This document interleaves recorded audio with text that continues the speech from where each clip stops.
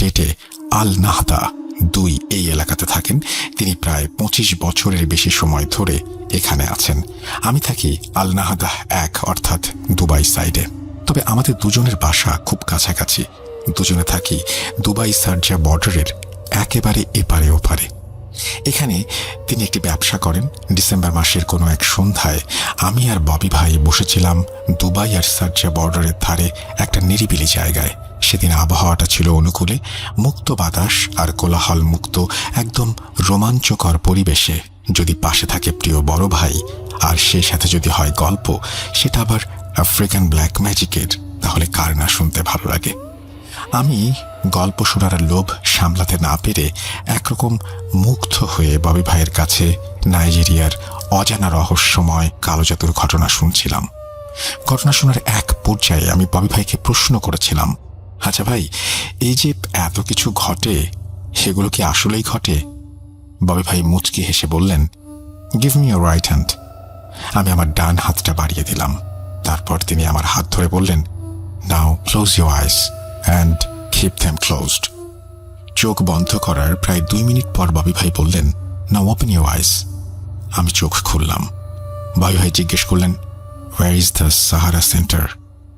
এটা কি হলো? আমার সামনে থাকা বিশাল একটা শপিং মল, যেটা দুবাই ও শারজাহ বর্ডারে অবস্থিত, ওটা তো আমাদের সামনে ছিল।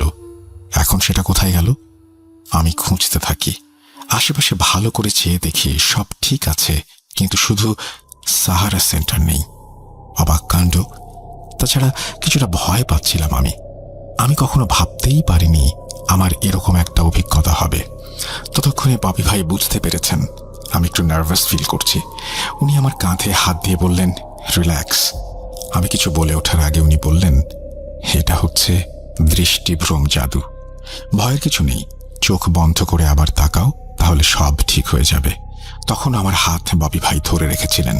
আমি পুনরায় চোখ বন্ধ করে আবার খুললাম। আমি দেখলাম এবার সব ঠিক আছে। এই তো আমার সামনে সাহারা সেন্টার। আমি বেশ অবাক হয়ে যাই। এটা ছিল আমার জীবনের ভিন্ন একটা অভিজ্ঞতা। আমি ববি ভাইকে জিজ্ঞেস করলাম, তাহলে আপনি কি কোনো কবিরাজ? তিনি বললেন, হ্যাঁ, তুমি আমাকে ছোটখাটো একজন কবিরাজ ভাবতে পারো। আমি বললাম, ছোটখাটো বলতে আপনি যেটা আমাকে দেখালেন, মানে দৃষ্টিভ্রম জাদু, এটা কি কোনো ছোটখাটো বিষয়? তখন ববি ভাই বললেন, এটা অতি সাধারণ বিষয়। আমি যে জাদুবিদ্যা জানি তার তুলনায় এটি একটা একদম প্রাথমিক জাদু। তুমি হয়তো জানো না, আমাদের আফ্রিকাতে 4 শ্রেণীর কবিরাজ বা তান্ত্রিক আছে। নাইজেরিয়া সহ আফ্রিকার দেশগুলোতে মোট 4 শ্রেণীর কবিরাজ পাওয়া যায়, যেটাকে আফ্রিকান ভাষাতে তিনেল, উমনে, পুনা এবং নোয়া বলে। তিনেল হচ্ছে 4র্থ শ্রেণীর কবিরাজ, যারা সাধারণত গ্রামগঞ্জে জাদুর খেলা দেখায়। তাছাড়া টুকটাক জাদু জানে আর ছোটখাটো সমস্যার সমাধান তারা করতে পারে। উমনে হচ্ছে 3য় শ্রেণীর কবিরাজ, যারা সাধারণত সামাজিক ও ধর্মীয় অনুষ্ঠানগুলো পরিচালনা করে। সেখানে অনেক ধরনের অনুষ্ঠান হয়ে থাকে, যেগুলো কালো জাদুর মাধ্যমে হয়ে থাকে, যেমন ভুডো, গুনগুন ইত্যাদি। এই ভুডো ও গুনগুন সম্পর্কে একটু পরে বলছি। এরা ভুডো বিদ্যার চর্চা ছাড়াও প্রথম কালো জাদু বিদ্যাতে মোটামুটি পারদর্শী হয়ে থাকে। তাছাড়া অনেক সমস্যার সমাধানও করতে পারে। পুনা হচ্ছে 2য় শ্রেণীর কবিরাজ, যারা অনেক অভিজ্ঞ হয়। এরা ভয়ঙ্কর ভয়ঙ্কর কালো জাদু করে থাকে, যেমন বান মেরে মানুষ মেরে ফেলা, তারপর ভয়ঙ্কর ভয়ঙ্কর পিশাচ বন্দি করে তাদেরকে দিয়ে কাজ করানো ইত্যাদি ইত্যাদি। তাছাড়া অন্যান্য বিষয় আরও পরে আছে। নোয়া হচ্ছে 1ম শ্রেণীর কবিরাজ। এরা মূলত গুরু শ্রেণীর কবিরাজ হয়, আর যার যার গোত্রের কবিরাজের সর্দার হয় তারা। এরা সর্বোচ্চ স্তরের কালো জাদু চর্চা করে থাকে, যেমন আত্মাবন্দি জাদু, আয়নাবন্দি জাদু, আত্মা বা কারিন ফেরানো জাদু, জিনের ওপরে কালো জাদু করা, রেড ম্যাজিক করা ইত্যাদি। এরা অনেক জটিল কালো জাদুর সমাধান করতে পারে। এই নোয়াদের ভেতরে আবার 2 শ্রেণীর নোয়া আছে, যেটাকে বাংলায় বলে সাধারণ নোয়া আর অভিজ্ঞ নোয়া। মোটা দাগে আদিবাসীরা অভিজ্ঞ নোয়া হয়ে থাকে সেখানে। যাই হোক, ববি ভাই বলছিলেন, আমি 4র্থ শ্রেণীর একজন কবিরাজ ছিলাম। তবে আমার ইচ্ছে ছিল অনেক বড় কবিরাজ হবার, কিন্তু আমার সাথে এমন একটা ঘটনা ঘটে গেল, তারপর থেকে আমি এই জাদুর চর্চা একদম ছেড়ে দিয়ে এই দেশে চলে আসি। আমি বললাম, আপনি যদি আপনার সেই ঘটনাটা আমাকে বলতেন তাহলে আমি সেটা লিখে আমাদের বাংলাদেশের একটা জনপ্রিয় ভৌতিক প্ল্যাটফর্ম ভূত.com-এ পাঠাতাম। ববি ভাই তারপর তার ঘটনা ভূত.com-এ শেয়ার করতে রাজি হন। একটা কথা বলে রাখি ভাইয়া, ডিসেম্বর থেকে ফেব্রুয়ারি পর্যন্ত ববি ভাইয়ের কাছ থেকে অনেক কিছু জেনেছি আফ্রিকান ব্ল্যাক ম্যাজিক সম্পর্কে। আমি সেগুলোর মূল বিষয় সংক্ষেপে নোট করে রেখেছি যাতে আমি ভুলে না যাই। আমি বুঝতে পারছি না ঘটনা কোথা থেকে শুরু করব। তো আমার ক্ষুদ্র মস্তিষ্কে যেটুকু জ্ঞান আছে সেটুকু দিয়ে চেষ্টা করছি ঘটনাগুলো যতটুকু সম্ভব সাজিয়ে লেখার। তো চলুন শুরু করা যাক সেই বহুল আলোচিত আফ্রিকান কালো জাদুর ঘটনা। এই ঘটনাগুলো ঘটেছিল পশ্চিম আফ্রিকার দেশ নাইজেরিয়াতে। মূল ঘটনা শুরু করার আগে নাইজেরিয়া জাতিগোষ্ঠী নিয়ে কিছু তথ্য দেয়া যাক, তাহলে ঘটনা বুঝতে সুবিধা হবে। তবে এসব তথ্য দেওয়ার আগে আমি ববি ভাইয়ের কাছ থেকে অনুমতি নিয়েছি। আমি ওনাকে বলেছি ভূত.com কখনো কোনো দেশ, জাতি, গোষ্ঠীকে ছোট করে না বা বড়ও করে না। এটা সম্পূর্ণ বিনোদনমূলক একটা প্ল্যাটফর্ম। এখানে শুধু সত্য ভয়ের ঘটনা উপস্থাপন করা হয়। ববি ভাই বলেছেন, কোনো সমস্যা নেই, আসলে এই পৃথিবীটা একসময় কুসংস্কারে ভরা ছিল। দিনে দিনে এসবের পরিবর্তন হয়েছে, তবে এখনো অনেক জায়গায় অনেক কিছু চলমান। আপনি আপনার দেশের মানুষের সামনে আমাদের দেশ সম্পর্কে যেটা তুলে ধরবেন সেটা হচ্ছে ইতিহাস। আপনি চাইলেও ইতিহাস পরিবর্তন করতে পারবেন না, আর সেটা সম্ভব না।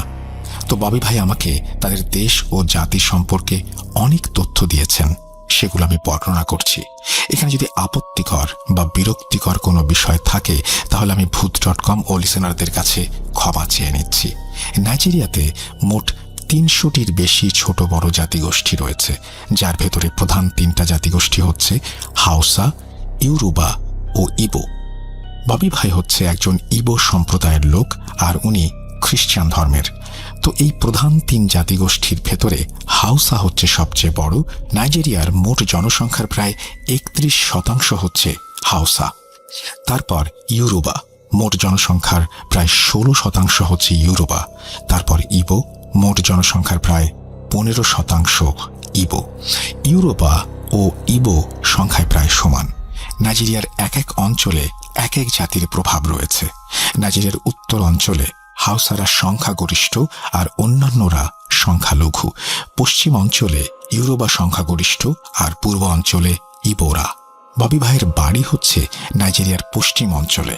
সেখানে ইউরোবা সংখ্যাগুরু আর ইবোরা সংখ্যালঘু। সঙ্গত কারণে আমি জায়গার নাম বলছি না। এই যে বিভিন্ন জাতি, এদের ভেতরে আবার বিভিন্ন ধর্মের মানুষ রয়েছে। এদের পরস্পরের ভেতরে যেমন দ্বন্দ্ব রয়েছে, নিজেদের ভেতরেও অনেক দ্বন্দ্ব রয়েছে। যেমন ইউরোবাদের ভেতরে মুসলিম, খ্রিস্টান ও অন্যান্য ধর্মের মানুষ আছে। আবার এদের ভেতরে উপজাতি আছে। উপজাতিদের আবার নির্দিষ্ট ধর্ম আছে, তারা আবার আলাদা আলাদা কালচার মেনে চলে। আর এই ইউরোবাদের সাথে উপজাতি ইউরোবাদের দ্বন্দ্ব আছে।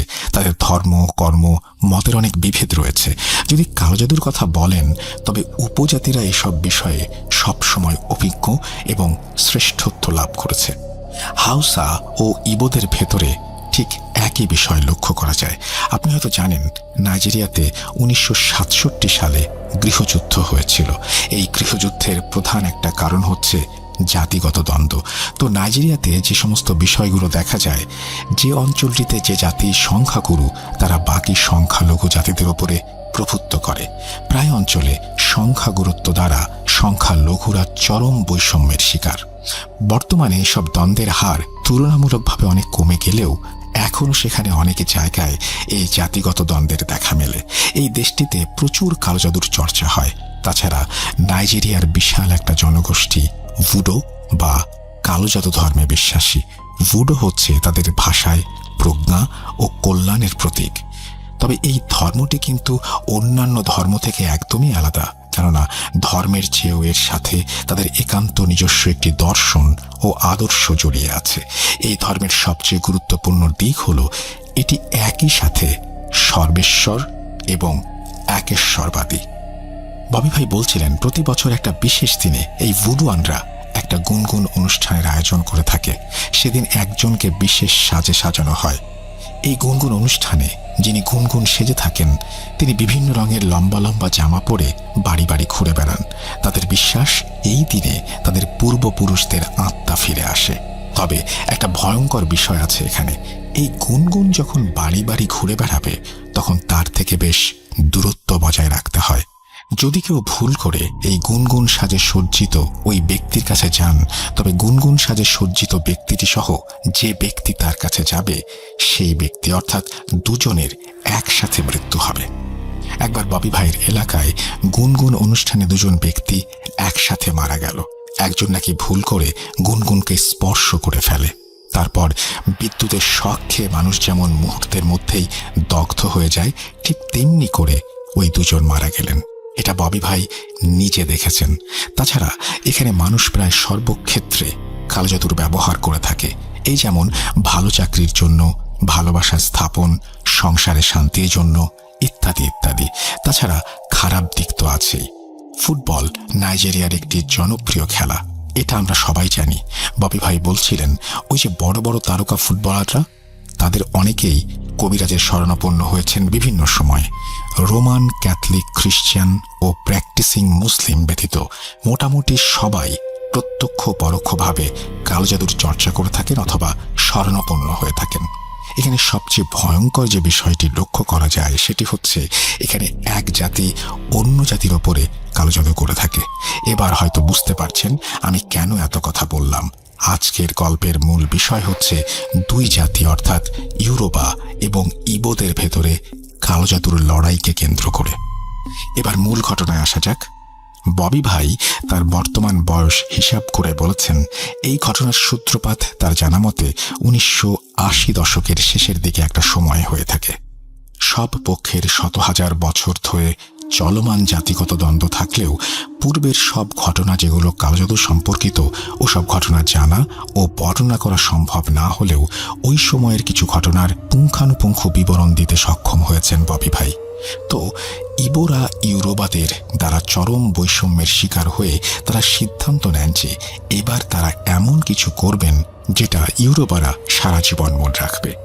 যেহেতু এখানে ইউরোবারা সংখ্যাগুরু, সেহেতু ইবোরা শক্তিতে তাদের সাথে পারবে না। তাই তারা সিদ্ধান্ত নেন তারা ইউরোবাদের ভেতরে যারা তুলনামূলক বেশি ইবো বিদ্বেষী অর্থাৎ উগ্র স্বভাবের তাদের ওপরে কালো জাদু করবে বা কবিরাজ সর্দার।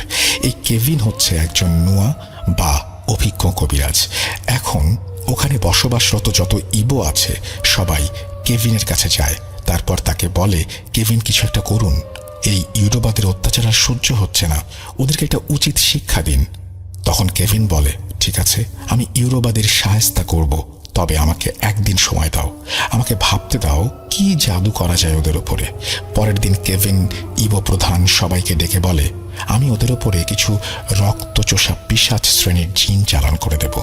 এই পিশাচগুলো ওদের শরীরের সব রক্ত খেয়ে ফেলবে আর ওরা একসময় রক্ত শূন্য হয়ে মারা যাবে।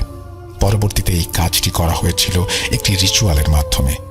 যেদিন এই রিচুয়াল করা হয় সেদিন কেভিন বিশেষ এক পোশাক পরে।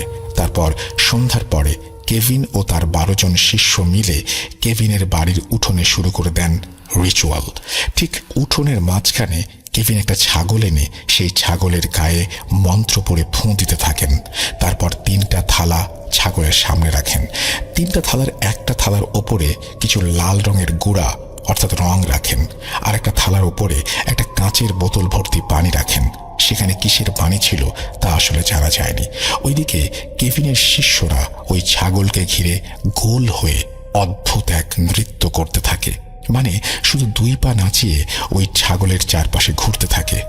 ওদিকে কেভিন রঙের থালা থেকে রং নিয়ে মন্ত্র পড়ে ছাগলের গায়ে মাখাতে থাকে, আর একটু পরপর ওই কাঁচের বোতল থেকে কিছু পানি মুখে নিয়ে ফুস করে ছাগলের দিকে পানি নিক্ষেপ করে। এতে অনেকটা ছড়িয়ে ছিটিয়ে পানিগুলো ছাগলের গায়ে লাগে। এভাবে চলে প্রায় 10 মিনিট। এরপর কেভিন একটা লম্বা ধারালো রামদা নিয়ে আসে, আর কেভিনের শিষ্যরা এক ধরনের কাঠের বাদ্য বাজাতে থাকে, যেটা আকারে একটা গোল বাটির মতো হলেও অনেকটা ঢোলের মতো বাজতে থাকে। তারা তখন বাদ্য বাজিয়ে ছাগলটির চারপাশে গোল করে নৃত্য করছে আর সুর করে একটা শব্দ বারবার বলছে। এর অর্থ হচ্ছে এসো এসো। এদিকে কেভিন রামদা হাতে নিয়ে ছাগলের সামনে বিভিন্ন অঙ্গভঙ্গি করতে থাকে। কি ভাবছেন? কেভিন এক্ষুনি এই ছাগলটাকে বলি দেবে, আর এই বলির মাধ্যমে কোনো একটা জিন চালান করে দেবে তাদের প্রতিপক্ষের ওপর। আমিও এটাই ভেবেছিলাম, কিন্তু আসলে সেটা হয়নি। ববি ভাই বলছিলেন এই যে রিচুয়াল, এর মাধ্যমে একজন শক্তিশালী পিশাচকে বন্দী করা হবে। ওই পিশাচটা এই ছাগলের শরীরে প্রবেশ করতে বাধ্য হবে, তারপর বলি দেয়া হবে ওই ছাগলের ভেতরে থাকা পিশাচকে। যাই হোক, তারা ওভাবে বাদ্য বাজিয়ে নেচে নেচে বলছে সেই একই কথা, এসো এসো এসো, অর্থাৎ ওই পিশাচটাকে ডাকছে। এভাবে চলতে থাকে বেশ কিছুক্ষণ। একটা সময় ছাগলটা ওখানে দাঁড়িয়ে হুঙ্কার দিতে থাকে। একটা ছাগল কি ধরনের শব্দ ব্যবহার করতে পারে, কিভাবে ডাকতে পারে, সেটা সকলের জানা আছে, কিন্তু ওই ছাগলটা তখন যে ধরনের শব্দ ব্যবহার করছে তাতে মনে হচ্ছে এটা কোনো ভয়ঙ্কর জন্তু হবে। তার অমন হুঙ্কার শুনে উপস্থিত সবাই বুঝতে পারে এখন এই ছাগলের ভেতরের পিশাচ বন্দী হয়েছে। তখন তারা আনন্দে উল্লাস করতে থাকে। একটু খেয়াল করুন, পিশাচ বন্দী হয়েছে দেখে তারা উল্লাস করছে। আর এই ঘটনা যদি আমাদের দেশে কোথাও হতো, আর আমরা যদি সেটা বুঝতে পারতাম আমাদের সামনে থাকা ছাগলের ভেতরে একটা ভয়ঙ্কর পিশাচ আছে, তখন আমাদের কি অবস্থা হতো? তাহলে বোঝা যায় এই সব বিষয় তাদের কাছে ডাল ভাতের মতো। আসলেই ভয়ঙ্কর ব্যাপার। যাই হোক, ছাগলের ভেতরে থাকা পিশাচটা হুঙ্কার দিতে থাকে, কিন্তু মজার বিষয় হচ্ছে ছাগলটা রাগে গর্জন করলেও ওই জায়গা থেকে নড়াচড়া করছে না। এটা দেখে মনে হচ্ছে অদৃশ্য কিছু তাকে শক্ত করে ধরে রেখেছে, যার ফলে সে কোনো রকম নড়াচড়া করতে পারছে না, শুধু এদিক ওদিক চেয়ে দেখছে। আমি ববি ভাইকে জিজ্ঞেস করলাম, এই যে ছাগলের চারপাশ দিয়ে একসাথে এত মানুষ নাচানাচি করছে, বাদ্য বাজাচ্ছে, তার আগে তারা শরীরে রং মাখালো, বোতল থেকে পানি মুখে নিয়ে তার দিকে নিক্ষেপ করলো, এত কিছু হলো সেখানে, আর ছাগলটা ওখানে দাঁড়িয়ে থাকলো। সে পালাতে পারুক আর না পারুক, অন্তত ছোটাছুটি তো করবে। তখন ববি ভাই হেসে আমাকে বললেন, ছোট ভাই, এটাই তো কালো জাদু। ওই ছাগলকে সম্পূর্ণ বশ করে রাখা হয়েছিল। যাই হোক, একসময় কেভিন এক কোপে ছাগলের ঘাড় থেকে মাথা আলাদা করে ফেলে। যখনই কোপ মেরেছে তখন ওই ছাগলটা এত জোরে আর্তনাদ করে উঠেছে, সেই আর্তনাদে পুরো বাড়িটা কেঁপে ওঠে। ওই আর্তনাদ মূলত ছাগলের ভেতরে থাকা পিশাচটার। কেভিন ছাগলের কাটা মাথাটা ওই খালি পড়ে থাকা তৃতীয় থালার ওপর রেখে দেয়। ওদিকে ছাগলটা বলি দেওয়ার সাথে সাথে কেভিনের একজন শিষ্য একটা মাটির পাত্র এনে ছাগলের রক্তগুলো ওই মাটির পাত্রে সংগ্রহ করে। তারপর কাঁটা মাথা ও পাত্র ভর্তি রক্ত নিয়ে কেভিন চলে যায় তার ছোট ঘরে। বলে রাখা ভালো, আফ্রিকান কবিরাজদের আলাদা ঘর থাকে, সেখানে তারা তাদের কবিরাজি কর্মকাণ্ড করে থাকে। যাই হোক, পরবর্তীতে জানা যায় ইবুরা যখন কেভিনের কাছে বলে ইউরোবাদের ওপরে কালো জাদু করতে হবে, কার কার ওপরে কালো জাদু করতে হবে সবার নাম নিয়ে কেভিন গত রাতে একজন শক্তিশালী পিশাচ জিনের সাথে কথা বলে। এটা ছিল চুক্তি জাদু। চুক্তি জাদু হচ্ছে জিনের সাথে চুক্তি করে কাজ করানো। প্রথমে কবিরাজ সিদ্ধান্ত নেন কি জাদু করতে চান, তারপর কবিরাজ কাজের ধরন অনুযায়ী সেই জিনকে আহ্বান জানান। যেমন ধরেন, কোনো জিন মানুষের রক্ত খেয়ে ফেলতে পারে, কোনো জিন মানুষকে পাগল বানিয়ে রাখতে পারে, ইত্যাদি ইত্যাদি। কেভিন সিদ্ধান্ত নেন সে উগ্র ইউরোবাদের রক্ত শূন্য করে মারবে, যাতে বিষয়টা সহজে কেউ বুঝতে না পারে। তার ভাবনা অনুযায়ী সে গতরাতে একজন পিশাচকে আহ্বান করে, যে কিনা মানুষের শরীর থেকে রক্ত চুষে খেয়ে ফেলতে পারে। কেভিনের আহ্বানে ওই রকম একটা পিশাচ কেভিনের ডাকে সাড়া দিয়ে তার কাছে আসে।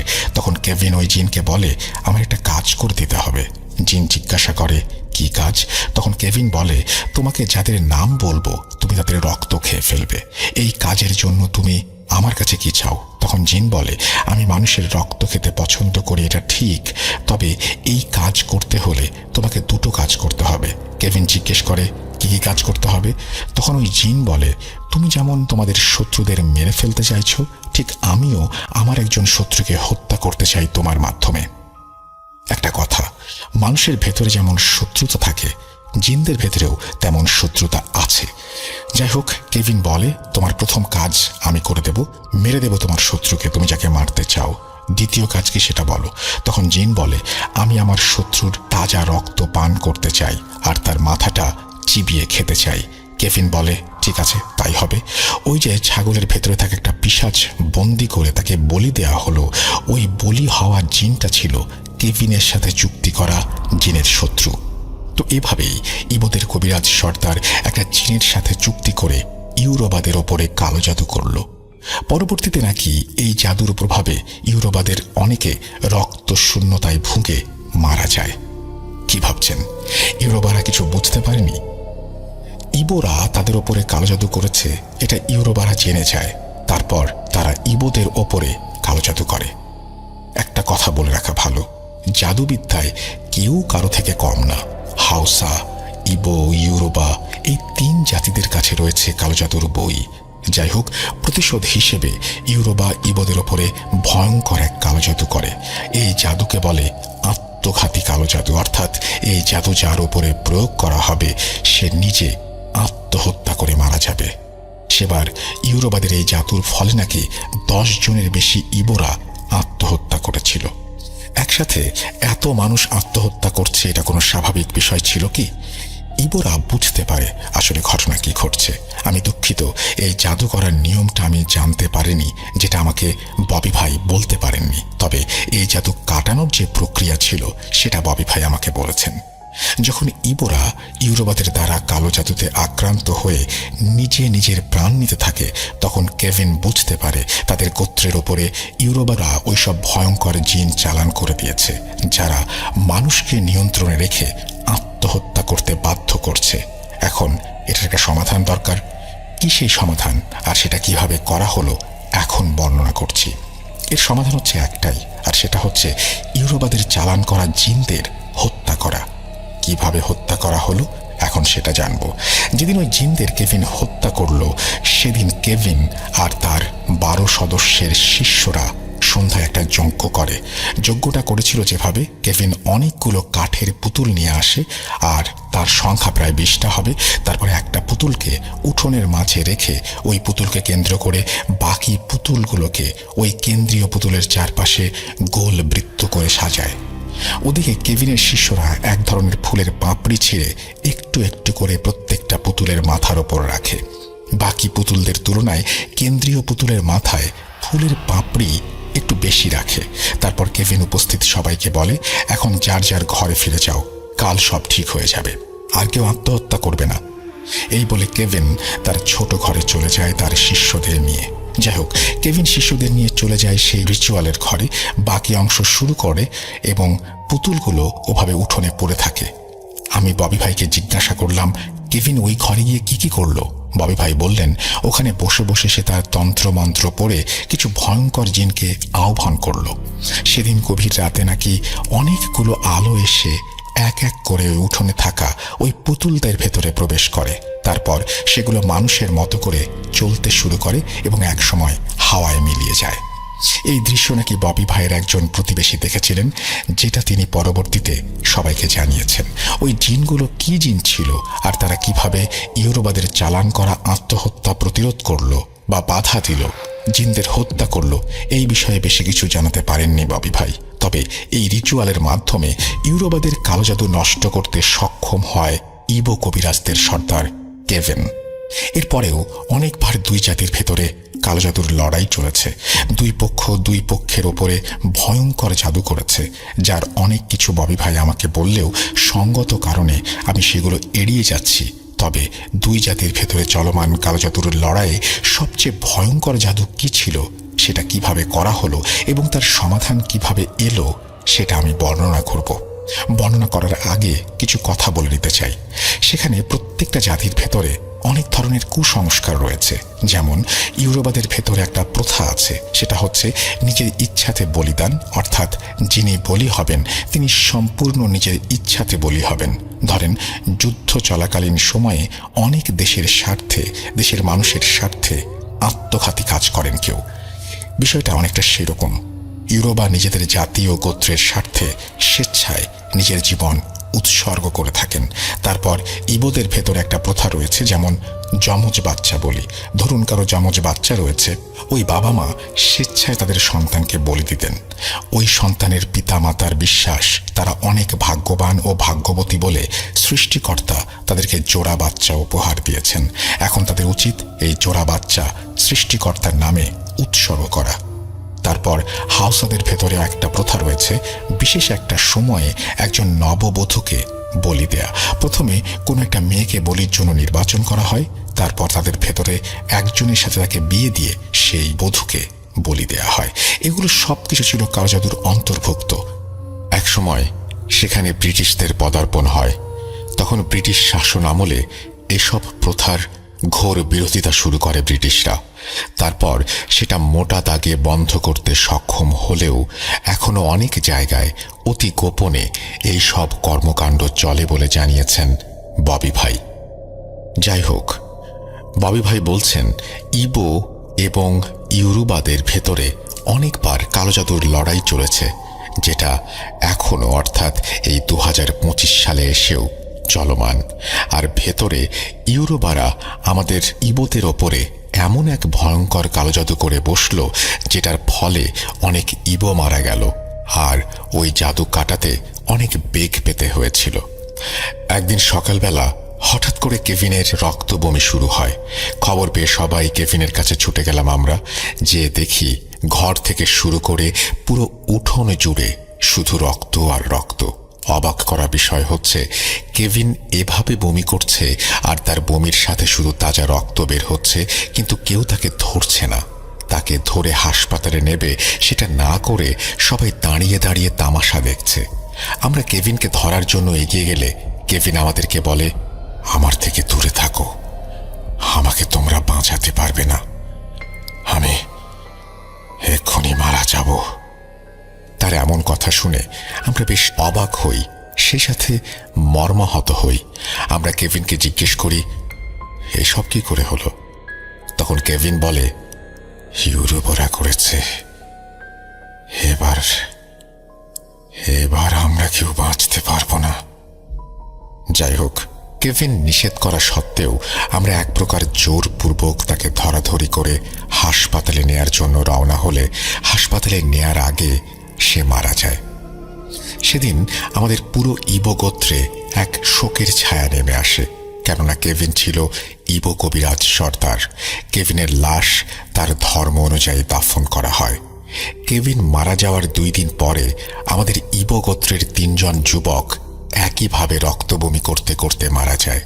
মৃত্যুর আগে তারা শুধু এটা বলতে চেয়েছিল তারা নাকি গত রাতে স্বপ্নের ভেতরে কিছু খেয়েছে। অবাক করা বিষয় হলো, তারা 3 জন একই স্বপ্ন দেখেছে। তাদের দেখা স্বপ্নটা ছিল এমন, তারা 3 জন একসাথে কোনো একটা ভোজনে গিয়েছে, সেখানে পেট ভরে মাংস খেয়েছে। তারপর তাদের ঘুম ভেঙে যায় পেটের যন্ত্রণায়। মূলত স্বপ্নে মাংস খাওয়ার পর থেকে শুরু হয় পেটে ব্যথা। তারপর ব্যথা ক্রমে বাড়তে থাকে। একসময় সেটা তীব্র থেকে তীব্রতর হয়, আর এক পর্যায়ে শুরু হয় রক্তবমি। তো এভাবে কেভিন সহ 4 জন মারা যাওয়ার পরে ইবোদের ভেতরে আতঙ্ক ছড়িয়ে পড়ে। তারা বুঝতে পারে এবার ইউরোবারা তাদের ওপরে ভয়ঙ্কর কালো জাদু করেছে। তখন ইবোরা মরিয়া হয়ে ওঠে এই কালো জাদু থেকে বাঁচার জন্য। তারা ছুটে যায় বড় বড় ইবো তান্ত্রিক কবিরাজের কাছে। ওই 3 জন ইবো যুবক মারা যাওয়ার পরের দিন ইবোরা পাশের এলাকা থেকে একজন নামকরা ইবো কবিরাজকে নিয়ে আসে ববি ভাইদের এলাকায়। এই কবিরাজ ছিল একজন গুরু শ্রেণীর এবং অনেক অভিজ্ঞ একজন কবিরাজ। ঘটনা বোঝার স্বার্থে আমি এই কবিরাজের একটা ছদ্মনাম ব্যবহার করছি। ধরুন ওই কবিরাজের নাম হেনরি। তো এই হেনরি কবিরাজকে নিয়ে আসার পরে তাকে সবকিছু খুলে বলা হয়। কেভিন সহ কিভাবে 4 জন ব্যক্তি মারা গেল জানানো হয়। সবকিছু শুনে হেনরি বলে, আচ্ছা, আমি আগে দেখি ইউরোবারা তোমাদের ওপরে কোন ধরনের কালো জাদু করেছে। তারপর হেনরি ওই সময়ে একটা আসন পেতে বসেন। তারপর চোখ বন্ধ করে বিড়বিড় করে কিছু একটা পড়তে থাকেন। একটা সময় মনে হলো হেনরি একদম ঘুমিয়ে গেছেন ওই বসা অবস্থায়। যাই হোক, কিছুক্ষণ পরে হেনরি তার চোখ খোলেন। তারপর তিনি আসন থেকে উঠে দাঁড়ান। হেনরি বলেন, তোমাদের উপরে ভয়ঙ্কর প্রতিশোধ নিতে ইউরোবারা একজন অভিজ্ঞ ইউরোবা আদিবাসী কবিরাজ সর্দারকে নিয়ে আসে তোমাদের পুরো গোত্রকে কালো জাদু করে শেষ করে দেবার জন্য। ওই ইউরোবা কবিরাজ ছিল একজন অতি অভিজ্ঞ নোয়া। তখন ওই আদিবাসী ইউরোবা কবিরাজ সর্দার ওখানকার ইউরোবাদের বলেন, কিছুদিন পরে সূর্যগ্রহণ হবে। ওই সূর্যগ্রহণের সময় তোমাদের ভেতর থেকে একজন স্বেচ্ছায় যদি বলি হতে রাজি হয়, তবে এই বলির মাধ্যমে ইবদের ওপরে ভয়ঙ্কর কালো জাদু করতে পারবো, যে জাদু কাটানোর ক্ষমতা ইবদের নেই।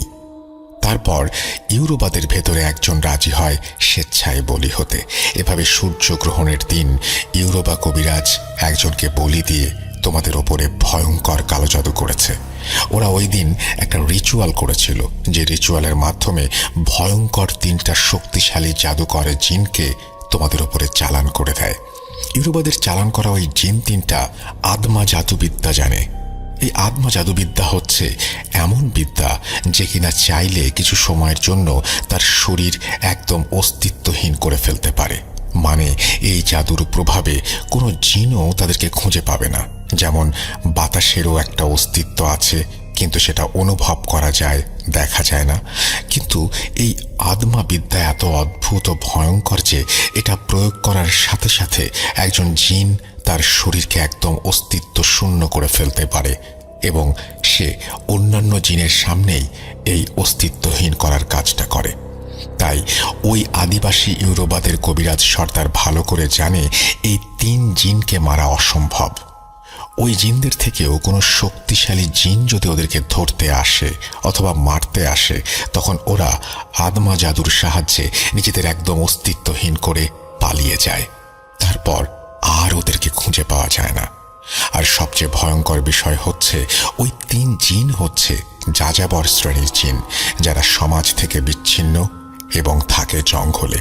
মানে জিনদের ভেতরেও তো একটা সমাজ ব্যবস্থা আছে মানুষের মতো। তো এই জিনগুলো হচ্ছে সমাজযুক্ত। কি আদামা এবং আদামা জাদুর রহস্য আসলে কি, এখন সেটা বলছি। আনুমানিক 1700 শতাব্দীতে পশ্চিম আফ্রিকার কোনো একটা দেশে জন্ম হয়েছিল এই আদমার।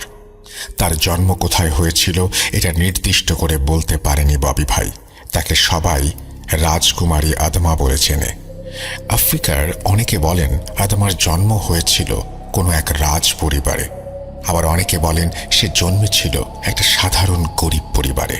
তবে আদমা ছিল একজন বুদ্ধিমতী এবং একজন আফ্রিকান সুন্দরী তরুণী। আদমা সবসময়ই সামাজিক কল্যাণমূলক কাজের সাথে যুক্ত থাকত। বিশেষ করে নারীদের অধিকার নিয়ে সে কাজ করত। এতে করে তার অনেক শত্রু হয়ে যায়। তার এই শত্রুদের হাত থেকে নিজে বাঁচার জন্য ও শত্রুদের শিক্ষা দেওয়ার জন্য আদমা এক সময় ভয়ঙ্কর ভয়ঙ্কর কালোজাদুর চর্চা শুরু করে। সে কিভাবে এই জাদুবিদ্যা আয়ত্ত করেছে এ বিষয়ে জানা যায়নি, তবে সে জাদুবিদ্যায় অনেক পারদর্শী ছিল। বিশেষ করে সমস্ত দৃশ্য এবং অদৃশ্য শক্তির সামনে নিজেকে অস্তিত্বহীন করা জাদুতে সে পারদর্শী ছিল। তার এমন জাদু ক্ষমতার জন্য অনেকে তাকে অতি অসাধারণ কিছু মনে করলেও তৎকালীন সময়ের অনেকে তাকে অপছন্দ করত। অনেকে বলে থাকেন সে শয়তানি বিদ্যা অর্থাৎ ডাকিনী বিদ্যা বা ডাইনি বিদ্যার চর্চা করত। যাই হোক, এই হচ্ছে আদমা সম্পর্কে সংক্ষিপ্ত তথ্য। আদমার কাছ থেকেই এই 3টি জিন নিজেদের লুকিয়ে ফেলার সেই জাদু শিখেছে বলে কবিরাজ হেনরি সেদিন জানিয়েছিল। আদমা এই 3 জিনকে বশ করে তার জাদুবিদ্যার যাবতীয় কাজ করাতো। এখন আদমা মারা যাবার পরে ওই জিন 3টা মুক্ত হয়ে যায় আর এখন তারা স্বাধীন। প্রশ্ন থাকতে পারে, তারা যদি স্বাধীন হয়ে থাকে তবে ইউরোবা আদিবাসী কবিরাজ সর্দারের কথা অনুযায়ী তারা কেন কাজ করছে? উত্তর হচ্ছে এটা একটা চুক্তি। যাই হোক, বলি দেওয়ার পরে শর্ত অনুযায়ী এখন ওই 3 জিন ইউরোবা আদিবাসী কবিরাজ সর্দারের কাছে প্রতিশ্রুতি দিয়েছে ওরা তোমাদের সবাইকে মেরে ফেলবে। ইউরোবাদের সবচেয়ে বেশি ক্ষোভ ছিল কেভিনের ওপরে।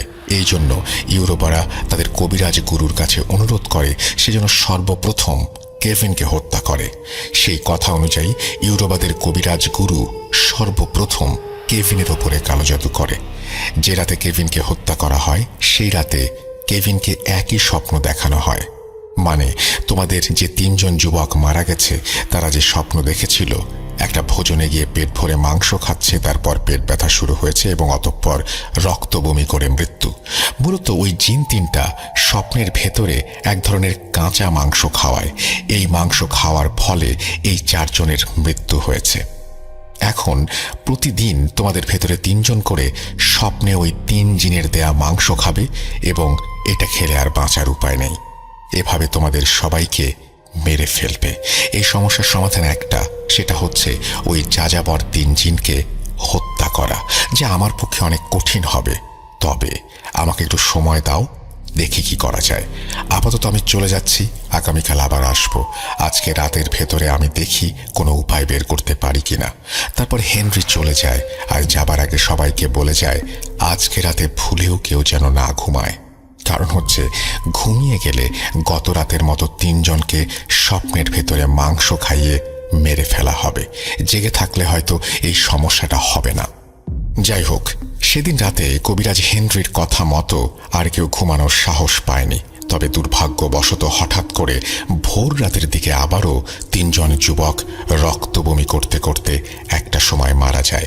মারা যাবার আগে তারা এটা বলেছিল যে একটা সময় তারা অনুভব করে কেউ তাদের কাছে এসে জোর করে কিছু কাঁচা মাংস খাইয়ে দিল।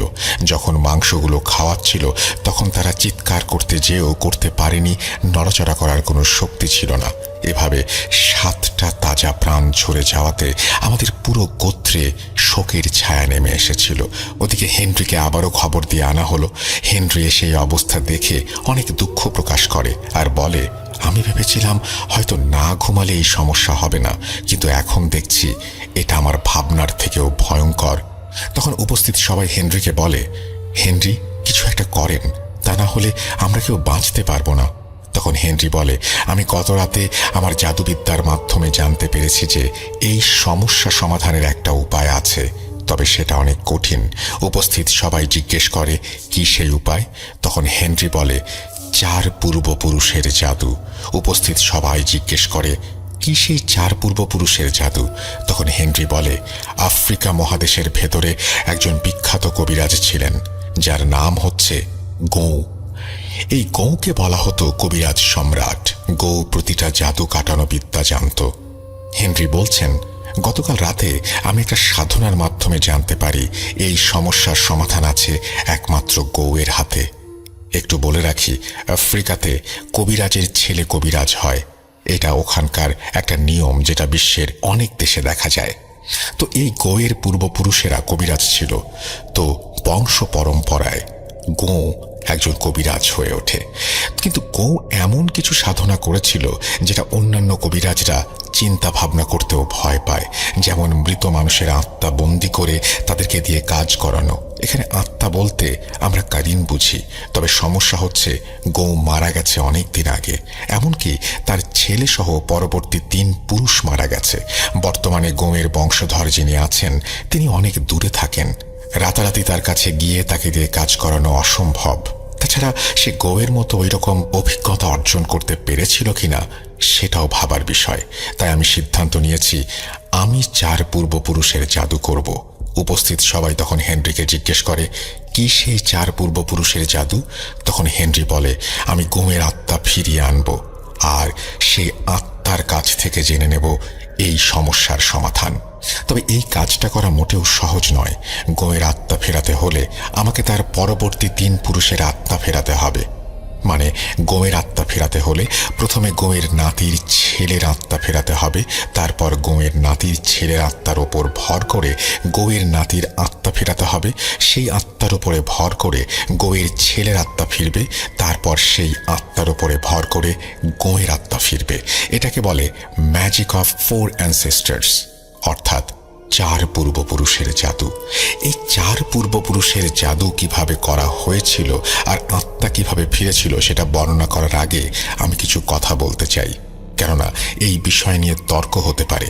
আমি চাই না আমার জন্য ভূত.com এইরকম কোনো পরিস্থিতিতে পড়ুক।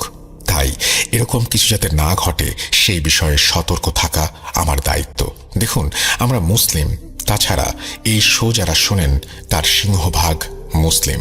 আমরা বিশ্বাস করি মানুষ মারা গেলে তার রূহ বা আত্মা বারজাকের জীবনে চলে যায়। সেখান থেকে আত্মা ফিরে আসার কোনো সুযোগ নেই। আর আমরা এটাও জানি যে আমাদের সকলের সাথে একটা করে কারিন জিন থাকে। এই কারিন জিন আমাদের সকলের জন্মের সাথে আমাদের সাথে যুক্ত হয়ে যায়। আমাদের মৃত্যু হলেও এই কারিন জিন কিন্তু বেঁচে থাকে। কতদিন বেঁচে থাকে এই বিষয়ে আমি আসলে জানি না, তবে সে বেঁচে থাকে। আমরা অনেক ঘটনার মাধ্যমে জেনেছি যে কারিন জিন হাজির করা হয়েছে বা অনেকে এই কারিনের সাহায্যে কাজ করেছেন। মূল বিষয় হচ্ছে নির্দিষ্ট কিছু প্রক্রিয়ার মাধ্যমে কারিন জিন হাজির করা যায় আর এই কারিন জিনকে দিয়ে কাজ করানো যায়। আমরা যেটাকে কারিন জিন হিসেবে জানি, আফ্রিকানরা অথবা অন্যান্য অনেক দেশের মানুষ সেটাকে স্পিরিট বলে। আমি ববি ভাইকে দেখেছি, উনি যখন কিছু খান বা পান করেন, ধরুন উনি একটা সফট ড্রিঙ্ক নিলেন, সেটা খুলে ছোট ছোট করে 4 ফোঁটা ড্রিঙ্ক মাটিতে ফেলে তারপর তিনি সেটা পান করবেন। এর কারণ আমি জানতে চাইলে উনি আমাকে বলেছেন যে উনি বিশ্বাস করেন ওনার 4 পূর্বপুরুষেরা এখনও এই দুনিয়াতে আছে, যারা প্রতিনিয়ত ওনাদের চারপাশে থাকে। যাই হোক, এখন এই ঘটনার মূল পর্ব 4 পূর্বপুরুষের জাদু, সেটা বর্ণনা করছি। সেদিন হেনরি কিছু সময়ের জন্য চলে যায়। তারপর সে আরো 5 জন অভিজ্ঞ কবিরাজকে সাথে করে ফিরে আসে। সেই সাথে কিছু জিনিস নিয়ে আসে।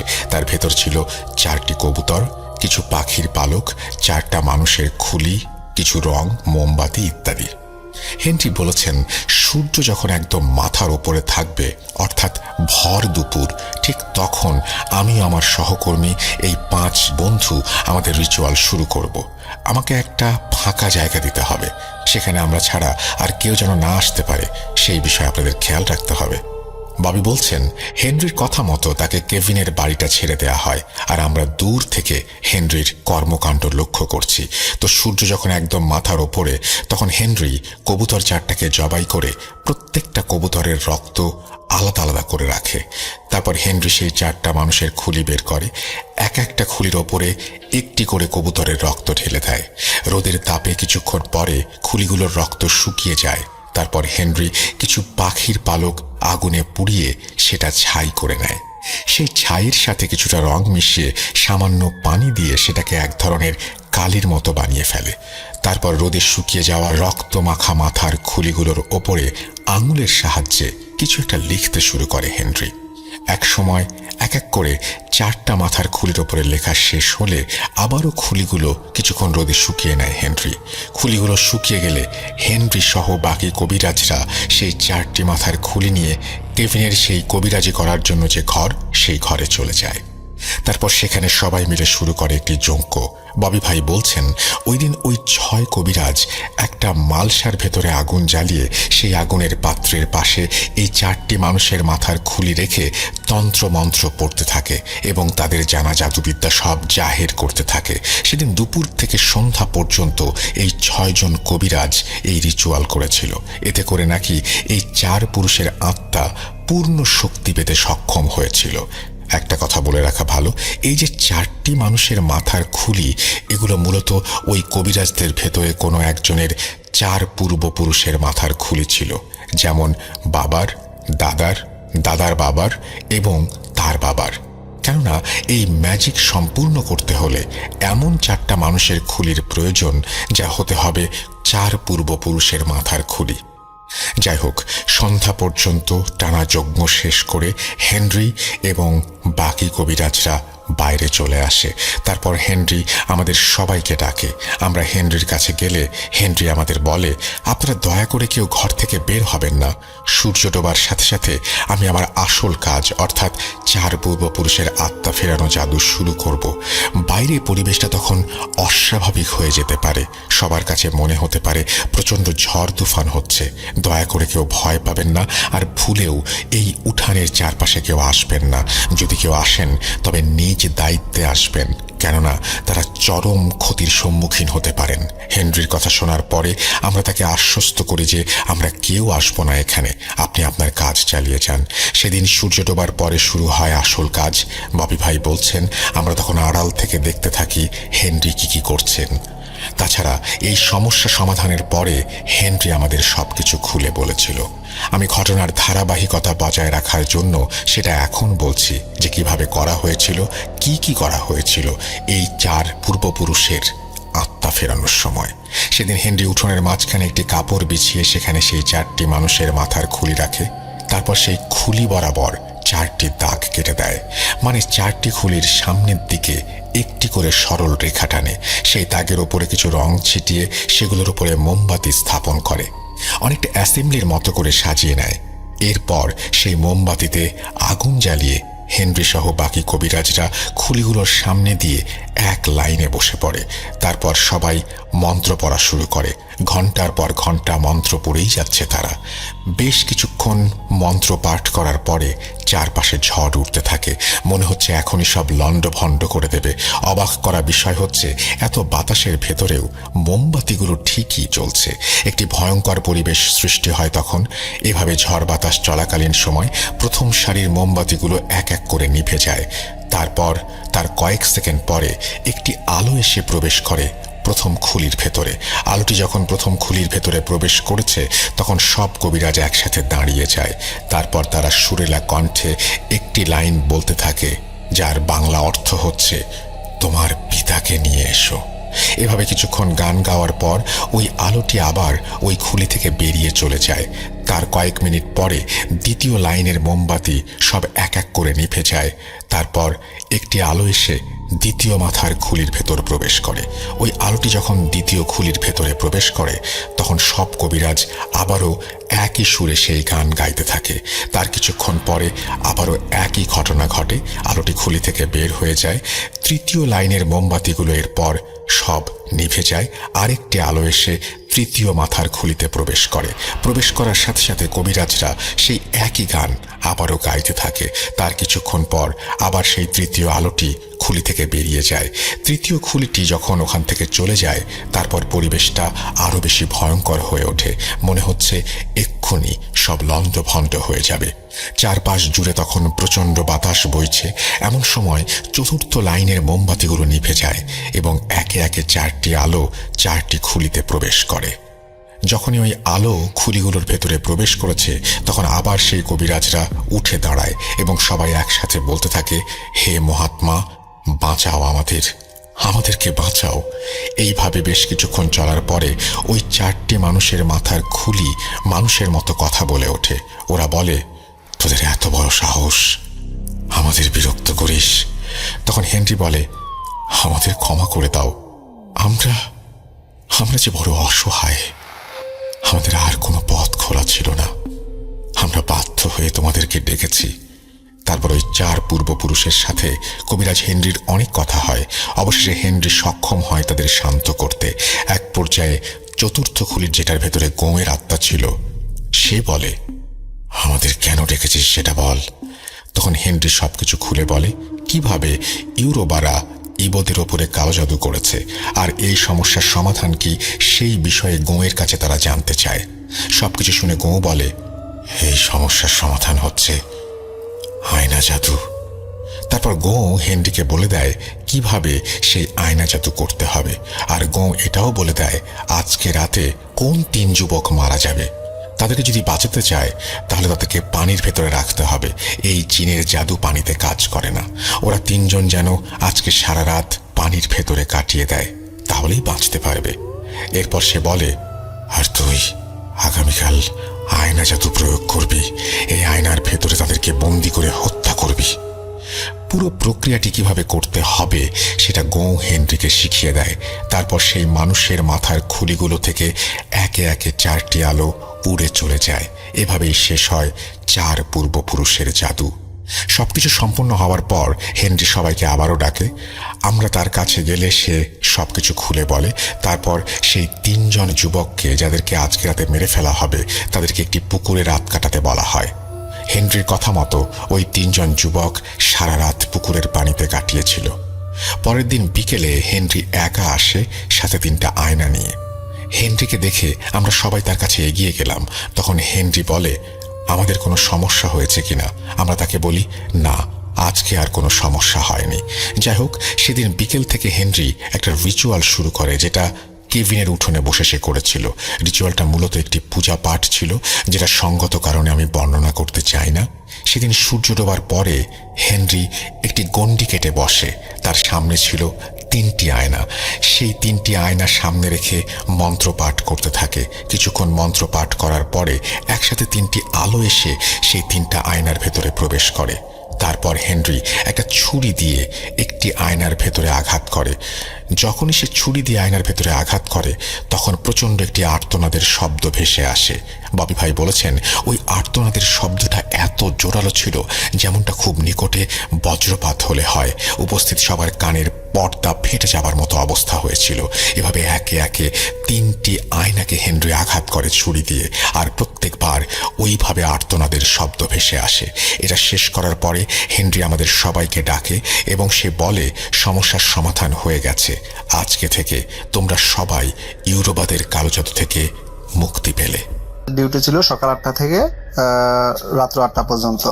তো 8টার পরে আমরা সবাই রুমে চলে যেতাম, যে খাওয়া দাওয়া কইরা তারপরে বাহিরে বসতাম, বসে গল্প করতাম। তো গল্প সূত্রে একদিন হঠাৎ করে সাইব ভাই বলল যে মহিন ভাই এরকম এরকম আমার লাইফে কিছু ঘটনা আছে বা হিস্ট্রি আছে, আমি আপনার সাথে শেয়ার করব। তো আমিও ইন্টারেস্ট হলাম, বললাম যে ঠিক আছে সাইব ভাই, তো বলেন শুনি। তো পরে উনি আমার সাথে ওনার জীবনের একটা ঘটনা শেয়ার করে। তো আমি মূলত সেটাই এখন আপনাদের সাথে শেয়ার করতেছি। তো ঘটনায় যাওয়ার আগে আমি একটু ওনাদের বাড়ির বর্ণনা করি। ওনাদের যেখানে বাড়ি থেকে বাজারে যাইতে মূলত সময়, যদি পায়ে হাইটা যায় তাহলে আধা ঘন্টার মতো সময় লাগে, আর যদি সাইকেল দিয়ে যায় তাহলে 10 থেকে 15 মিনিট বা 12 মিনিট এরকম সময় লাগে। তো যাওয়ার পথে মাঝখানে, মানে ওনাদের বাড়ি থেকে বাজারের মাঝখান বরাবর যাইতে সময় ওখানে একটা শ্মশান ঘাট পড়ে, আর ওই শ্মশান ঘাটের মধ্যে আবার বট গাছ আছে একটা এরকম। তো ওইটার পাশে দিয়ে হচ্ছে মূলত রোড দিয়ে আসা যাওয়া করা লাগে। তো কোনো একদিন আসরের পর সন্ধ্যার আগে ওনার বাড়ি থেকে ওনারে বাজারে পাঠানো হয়। তো ওনাদের একটা সাইকেল ছিল, মূলত উনি এই সাইকেলটা বেশি ইউজ করতো। তো উনি এই সাইকেলটা নিয়ে বাজারে যায়। তো যাওয়ার পরে ওখান থেকে সামান যা যা নেয়, নিয়ে যখন উনি ব্যাক করবে ঠিক ততক্ষণে মাগরিবের আজান হয়ে গেছে, এরকম একটা অবস্থা। তো যাই হোক, ওই সময় ওনার তেমন একটা বয়স না। তো উনি আসতেছে সাইকেল নিয়ে, রাস্তা দিয়ে আসতেছে। তো এর মধ্যে যখন এই শ্মশান ঘাট পর্যন্ত আসার পরে হঠাৎ করে ওনার সাইকেলটা মানে ভার হয়ে যায় বলতে, নর্মালি আমরা যখন সাইকেল চালাই, একলা যখন চালাই তখন কিন্তু সাইকেল অনেক পাতলা থাকে, আর যখন সাইকেলের পেছনে কেউ বসা অবস্থায় থাকে তখন কিন্তু সাইকেলটা একটু ভার হয় বা একটু ওজন ওজন লাগে। তো উনি ওই শ্মশান ঘাট পর্যন্ত যখন আসে, শ্মশান ঘাটে দিয়ে মানে শ্মশান ঘাট আসার পরে দিয়ে ওনার সাইকেলটা ভার হয়ে যায়। তো পরে উনি বুঝতে পারে যে শ্মশান ঘাটের থেকে মানে আসার পরের থেকে ওনার সাইকেলটা ভার। তো উনি প্যাডেল দিচ্ছে সাইকেলের, কিন্তু সাইকেল তেমন মানে যেভাবে যাওয়ার কথা বা যেভাবে করার কথা ততক্ষণ এটা যাচ্ছে না। তো উনি এক পর্যায়ে অনুভব করে যে ওনার সাইকেলে কেউ আছে, কিন্তু উনি যখন ঘাড় ফেরায় কাউরে দেখতেও পারে না। তো ওনার অনেক পরিশ্রম হচ্ছিল, উনি যতই চেষ্টা করতেছিল সামনের দিকে আগানোর, সাইকেল মানে যেরকমটা যাওয়ার কথা ছিল কোনোভাবেই যাচ্ছে না, আর ওনার শরীরটাও অনেকটা ভার হয়ে যায়। তো যাই হোক, উনি অনেক কষ্টে চাপতে পরে একটা সময় বাড়ির পাশাপাশি যখন আসে, বাড়িতে প্রবেশ করব, ঠিক ওই মুহূর্তে হঠাৎ করে সাইকেলটা পাতলা হয়ে যায়, হালকা হয়ে যায়। উনি এটা ফিল করে যে ওনার সাইকেলের মধ্যে এতক্ষণ কেউ ছিল বা বসা ছিল, আর এখন হুট করে মানে নাইমে গেল। কিন্তু উনি কিন্তু তাকাই ছিল পেছনের দিকে, চাইছিল, উনি কাউরেই তখনও দেখতে পায় নাই। তো যাই হোক, এভাবে উনি একটা ভালো ভয় পায়। পরে উনি ওনার বাসায় যাওয়ার পর ওনার আম্মার সাথে শেয়ার করে যে এরকম এই ঘটনা হয়েছে। তো পরে ওনার আম্মা কিছু সূরা কেরাত পরে ওনারে একটু ঝাড়াই টাড়াই দেয়। তো ওই দিনকার মতো ওইটা স্বাভাবিক হয়ে যায়। ঘটনা 2, উনি একদিন শুয়ে রইছে রাত্রের বেলা, নর্মালি খাওয়া দাওয়ার পরে যা হয় গ্রামগঞ্জে, শুয়ে পড়ার পরে তো তখনকার সময় মশা ছিল, আর গ্রামগঞ্জে এমনি তো মশারি টানায় শোয় বেশিরভাগ। তো উনি শোয়ার পরে হঠাৎ ফলো করলো যে মশারির এক কোণা দিয়া দেখা যাচ্ছে যে একটু আলোর মতো দেখা যাচ্ছে। তো উনি ভাবতেছে যে এটা কি কি হইতে, তো পরে উনি মানে বুঝে উঠতে পারতেছে না যে জিনিসটা কি, মানে একটু আলোর মতো এরকম দেখা যাচ্ছে। আর এটা মানে এরকম দেখা যাচ্ছে যে মশারির ভিতরে আইসা প্রবেশ করতেছে কিংবা উঠতেছে, জিনি পোকা যেরকম হয় না দেশ গ্রামে, সেম এরকম, কিন্তু এটা জিনি পোকা না, উনি এটা স্পষ্ট দেখতেছে। আর সাথে আরেকটা জিনিস হলো কি, উনি মানে যখন থেকে এটা দেখতেছে তখন থেকে ওনার রুমের মধ্যে এরকম অবস্থা, অনেক সুন্দর একটা গন্ধ আসতেছে, পুরা রোম গন্ধে পুড়ে গেছে, মানে এরকম অবস্থা। তো উনি মোটামুটি ভয় পায় আবার কিছু বলতেও পারে না। আর আসলে এরকম সিচুয়েশনে যারা পড়ে তারা তো এটা বলার মতো না। তো এই হচ্ছে মানে ওই সিচুয়েশন। পরে একটা সময় উনি চিৎকার দেওয়ার পরে ওনার পাশে যারা আছে তারা আসার পরে বলে যে কি হয়েছে। পরে আইসা দেখে যে আসলে কোনো কিছুই নাই। তো পরে উনি বিস্তারিত বলে যে হ্যাঁ এরকম এরকম আমি দেখছি। কিন্তু রাসেল ভাই, ঘটনা হচ্ছে ওনার আশেপাশের যারা আসে ততক্ষণ পর্যন্ত আইসা ওনারাও কিন্তু রুমের মধ্যে সেই গ্রানটা পায়, মানে এটা একটা অন্য রকমের গ্রান বা অন্য রকমের ফ্লেভার যেটা তারা আইসা পায়। তো ওইভাবে দ্বিতীয় ঘটনাটাও এখানে শেষ হয়। পরবর্তীতে ওনারে ঝাড়ফুঁক করা হয়, ওনার পারিবারিক ভাবে বা পানি পড়া দেওয়া হয়, উনি খায়। তো এরপর থেকে রাসেল ভাই যেটা হয়, উনি যখনই একলা থাকতো কিংবা একলা বসে থাকতো বা একলা কোথাও যাইতেছে, তো উনি মাঝে মধ্যেই এই ঘটনাটা ঘটতো ওনার সাথে, মানে উনি যেই গ্রানটা ওই দিন পাইছিল রুমের মধ্যে শোয়া অবস্থায়, ওই গ্রানটা উনি পাইতো। আর উনি যখনই এই গ্রানটা পাইতো তখন উনি বুঝতে পারতো যে ওনার আশেপাশে কেউ একজন আছে কিংবা কারো উপস্থিতি আছে, কিন্তু উনি চোখে দেখতো না। তবে উনি ওই গ্রানটা যখন পাইতো তখনই উনি এটা বুঝতে পারতো যে হ্যাঁ এখন আশেপাশে কেউ হয়তো আছে। আর মানে ওনার শরীরটাই ভার হয়ে যায়। যাই হোক, এভাবে ওনার সাথে চলতে থাকে। তো এরকম ওনার সাথে নাকি এরকম অসংখ্যবার হয়েছে আর উনি এটার উপস্থিতি টের পাইতো। তো যাই হোক, এক পর্যায়ে উনি বাংলাদেশ ত্যাগ করে ওমানে আসে, ওমান প্রবাসী হয়।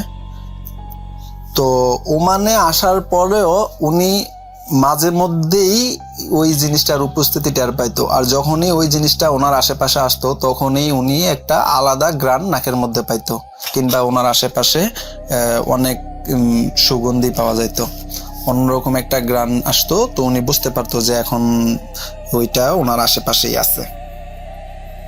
তো কোনো এক রাতে ওমানের ঘটনা এটা, তো উনি বুঝতে পারে যে এখন মানে হঠাৎ গ্রানটা আসে, তো পরে উনি বুঝতে পারে যে এখন ওনার আশেপাশে আছে। তো এর মধ্যে উনি একটু মানে ভয়ের মধ্যে আছে, ওনার শরীরের পশমগুলা দাঁড়ায় গেছে, এরকম একটা অবস্থা, শরীর ভার হয়ে গেছে। এর মধ্যে হালকা জোনাক পড়ছিল, উনি যেটা আমার যেভাবে বলছিল। তো হঠাৎ দেখে একটা মেয়ে আকৃতির একটা অবয়ব ওনার সামনে দিয়ে, দূরত্বটা ম্যাক্সিমাম 15-20 হাত দূরে হবে এরকম দূরত্ব। তো ওখান থেকে মানে আসতেছে অবস্থায় উনি দেখার পরে ওনার মোটামুটি শরীর বার হয়ে যায়। আর মানে উনি ওই স্মেলটাও পাচ্ছিল, ওই গন্ধটা আসতেছিল। তো পরে উনি দেখলো যে অবয়বটা ওনার সামনে দিয়ে আইসা ম্যাক্সিমাম 10-15 হাত দূরত্ব হবে, তো কিংবা একটু বেশি হইতে পারে। তো এরকম আইসা পাশেই একটা ঝাড় ছিল, ওই ঝাড়ের মধ্যে যাইয়া মানে ঢুকে গেল। তো পরে উনি তো এর আগেও এটার উপস্থিতি অনেকবারই টের পাইছে। তো ওই দিন ওনার মানে মনের মধ্যে একটা জাগলো যে আজকে দেখি এটা কি, আজকে দেখবো কিংবা কোনো মানুষই কিনা, আবার গন্ধটাও আসলো, স্মেলটাও পাইলাম। তো পরে সে কি করলো, সাহস নিল, মনের মধ্যে সাহস নিয়ে বললো যে যে দেখি আজকে কি হয়, যা হয় হইব না, দেখি কি। তো ওনার হাতে মোবাইল ছিল, উনি মোবাইলের ফ্ল্যাশ লাইট দিয়া পরে ওই ঝাড় পর্যন্ত গেল। যাইয়া পরে ওখানে দেখে যে আসলে কিচ্ছুই নেই, ওই জায়গাটা একদম খালি ছিল, ওখানে মানুষ কিংবা কোনো অবয়ব কোনো কিছুর কোনো কিচ্ছুই নেই। তো এইভাবে মানে চলে। তো দেখে পরে উনি তো অবাক হয়ে যায় এবং প্লাস ভয়ও পায়। তো পরবর্তীতে উনি ওখান থেকে চলে আসা পরে আইসা পরে মানে যাইয়া রুমের মধ্যে। আর বিষয়টা তো আসলে কার সাথে শেয়ার করব, আর এটা তো ওনার সাথে বাংলাদেশ থেকেই ঘটনা, যেটা বাংলাদেশ থেকে বর্তমানে ওমান পর্যন্ত ঘটতেছে। সামির আন্টি যখন আমাকে ঘটনাটি বলেন, উনি আমাকে বলেছিলেন যে এই ঘটনাটি আসলে উনি শেয়ার করতে চাননি কখনো, কিন্তু তার মনের ভেতরে এই ঘটনাটি একটা বার্ডেন হিসেবে ছিল, যেই কারণে আজকে উনি ওনার এই ঘটনাটি আমার কাছে শেয়ার করেছেন আপনাদের সামনে উপস্থাপন করার জন্য। তো আমি আর কথা না বাড়িয়ে ঘটনায় যাবার আগে একটা কথাই বলতে চাই, আপনারা যে যেখান থেকে ঘটনা শুনছেন সবাই ভালো থাকুন এবং আল্লাহ আপনাদের সকলকে সুস্থ রাখুন। আমার জন্য দোয়া করবেন এবং আপনাদের সকলের জন্য আমার দোয়া থাকবে। চলুন ঘটনায় চলে যাই এবার। সামির আন্টি আমাকে বলেছেন যে উনার হাজবেন্ড আসলে প্রবাসী ছিলেন একজন। উনি যখন প্রবাস থেকে ফিরে আসেন তখন আসলে ওনার মা বাবার ইন্তেকাল হয়ে যায়, যে কারণে আসলে ওনার ফিরে আসা। তো সামির আন্টির শাশুড়ি এবং শ্বশুর যখন মারা গেলেন তখন ওনাকে আসলে বাসাতে একাই থাকতে হতো এবং ওনাদের বাসাটা ছিল খুবই বড়, আর কেউ ছিল না, ছেলে মেয়ে ছাড়া আর কেউ ছিল না সেই বাসাতে। তো বাড়িটা ছিল 2 ক্যানেলের এবং প্রচুর কর্মচারী ছিল সেই বাড়িতে। তারা আসলে বলতে গেলে টাকা পয়সার দিক দিয়ে অনেক বেশি ধনী ছিলেন। গেটের সামনে গার্ড ছিল, এমন মানে বিষয়টা এমন ছিল যে বাসা একেবারে মানে কর্মচারী দিয়ে বাসাটা ছিল একদম ভর্তি। তাদের আসলে নিজেদের কোনো কাজ করতে হতো না বা কোনো ধরনের কোনো কষ্টও হতো না, সবকিছু ঠিকঠাক চলছিল। এমন সময় ওনাদের বাড়িতে একদিন ডাকাতি হলো। 5 জন মুখোশ পরা লোক ঢুকে পড়লেন ভেতরে, ওনাদের রশি দিয়ে বেঁধে ফেললেন এবং যা কিছু ছিল সবকিছু লুট করে নিয়ে চলে গেল। ভেতরের কর্মচারীরা সকালবেলা আসতো এবং সন্ধ্যায় কাজ শেষ করে চলে যেত। আর গেটের সামনে যে 2 জন গার্ড ছিল তাদের ডিউটি ছিল 12 ঘন্টা করে। 12 ঘন্টা একজন ডিউটি করত এবং অপর 12 ঘন্টা আরেকজন ডিউটি করত। কিন্তু যখন ডাকাতিটা আসলে হলো তখন ভেতরের সব কর্মচারী অলরেডি চলে গিয়েছিল। তাই তখন শুধু বাড়িতে সামির আন্টি ছিলেন এবং ওনার হাজবেন্ড ছিলেন। যখন ওই ডাকাতরা প্রথমে গেটের গার্ডকে বেঁধে ফেললো, তারপর ওনাদের সামনে দরজা ভেঙে ঢুকে পড়লো। আসলে ওনারা হয়তোবা প্ল্যান করেই কিছু একটা করেছিলেন বলে সামির আন্টি মনে করেন এবং টাকা পয়সা সবকিছু নিয়ে চলে যায়। এই সময় আসলে সামির আন্টি 6 মাসের গর্ভবতী ছিলেন। এরকম ঘটনার কারণে শুধু উনি ভয়ই পাননি, বরং উনি ডিপ্রেশনেও ভুগতে শুরু করলেন।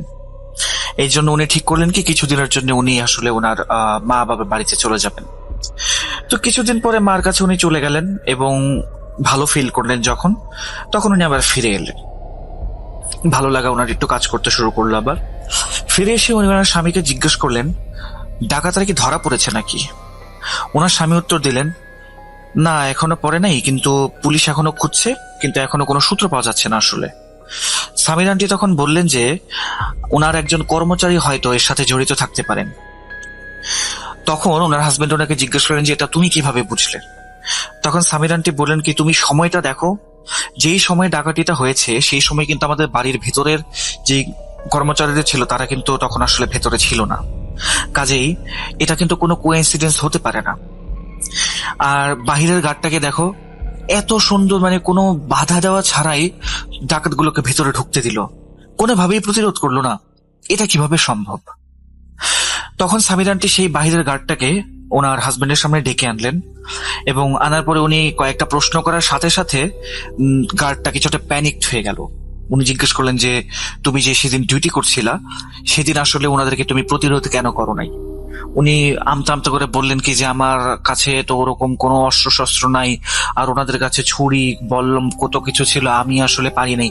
কিন্তু ওটা প্যানিক করার কারণে সামির আন্টি ওনার হাজবেন্ডকে বললেন কি ওকে এক্ষুনি বরখাস্ত করো, আমি 100% শিওর যে সে ডাকাতের সঙ্গেই ছিল।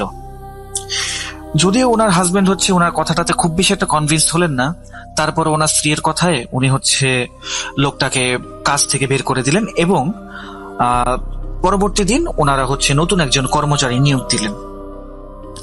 এবং সামির আন্টি মনে করছিলেন যে এখন তাহলে আমরা আসলে সঠিক পথেই আছি, আশা করি এখন আর কোনো সমস্যা হবে না, কারণ বেঈমান লোক আসলে থাকার থেকে না থাকা অনেক ভালো। এর মধ্যে প্রেগনেন্ট থাকার কারণে সামির আন্টি কাজকর্ম খুব বেশি একটা করতে পারতেন না, কিছুটা সময় অসুস্থ থাকতেন এবং এই কারণে 24 ঘন্টার জন্য ওনার কারো সাহায্যের দরকার ছিল আসলে। উনি ওনার নতুন পাহারাদারকে বললেন কি, বাইরে একটু খোঁজ খবর নেও, যদি হচ্ছে আশেপাশে অনেক মানুষ তো আছে, যদি কেউ 24 ঘন্টা কাজ করার জন্য রেডি থাকে তাহলে আমাকে জানাবা। তো সিকিউরিটি গার্ড তাকে বললেন কি, আচ্ছা ঠিক আছে, তাহলে জানাবো আপনাকে ম্যাডাম, কোনো সমস্যা নাই, আমি দেখি।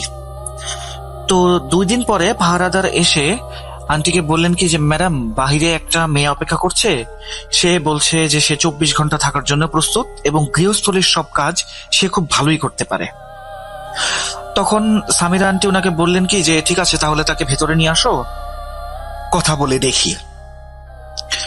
মেয়েটা যখন ভেতরে আসলো তখন সামিরা আন্টি তো মেয়েটাকে দেখে টোটাল অবাক। সে অবিশ্বাস্য সুন্দরী ছিল এবং সে যে কাপড়গুলো পরানো ছিল সেগুলো একদমই মনে হচ্ছিল না যে কোনো গৃহকর্মীর কাপড়।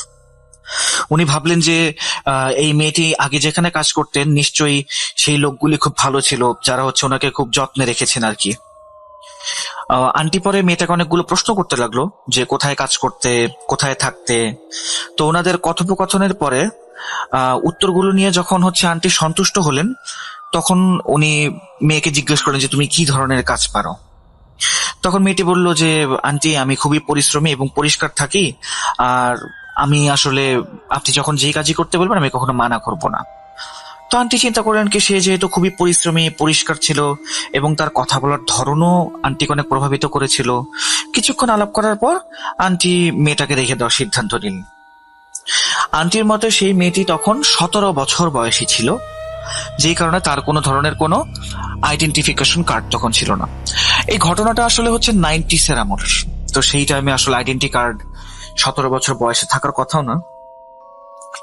যাই হোক, তো এই মেয়েটি যখন আন্টির জীবনে এলো, আন্টির মনে হলো যেন তার জীবনে শান্তি ফিরে এসেছে। এই মেয়েটি আন্টিকে বিছানা থেকে উঠতে পর্যন্ত দিত না।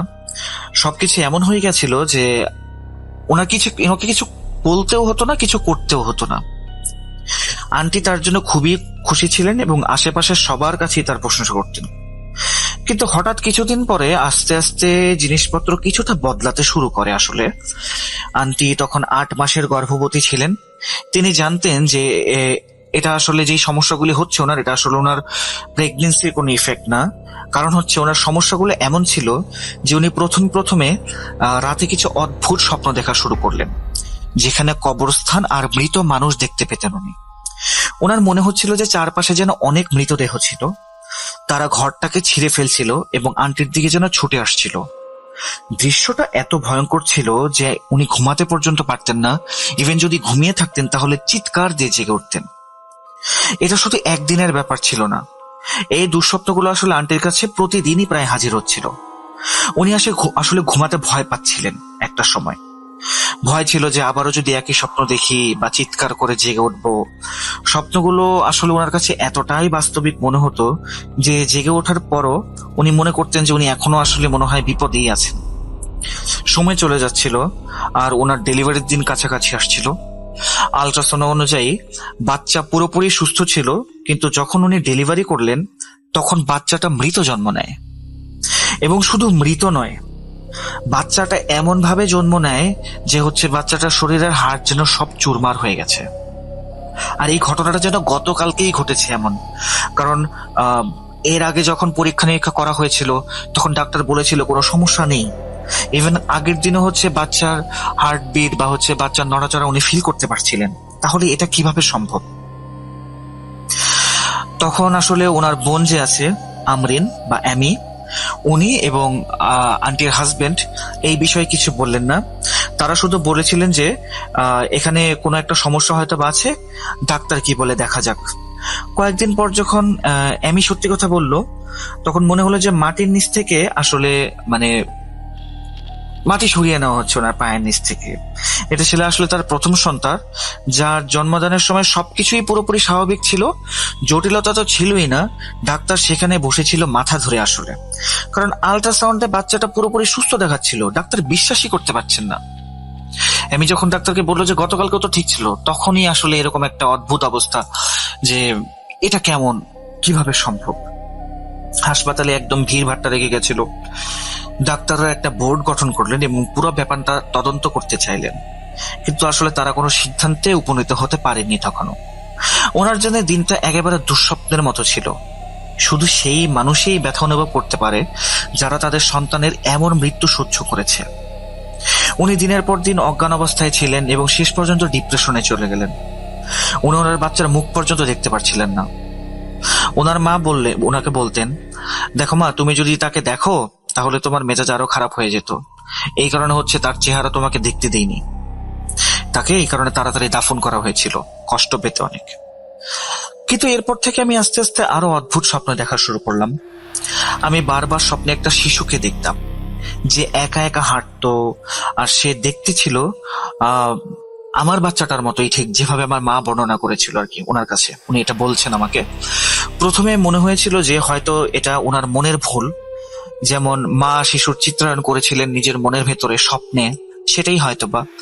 কিন্তু তারপর এটা একটা রুটিন হয়ে গেল ওনার জন্য। প্রতিদিন সেই বাচ্চা শিশুটি স্বপ্নে আসতেন আন্টির এবং জিজ্ঞেস করতেন, মা তুমি আমাকে কেন মেরে ফেললে, বা আমাকে মরতে কেন দিলে। এই কণ্ঠস্বরটা ওনার এতটাই পরিচিত লাগতো যে উনি হচ্ছে 7-5 কিছু ভাবতেই পারতেন না। আর এই কারণে উনি হচ্ছে ওই বাচ্চাটার আওয়াজটাকে ওনার মাথা থেকে ঝেড়ে ফেলতেও পারতেন না।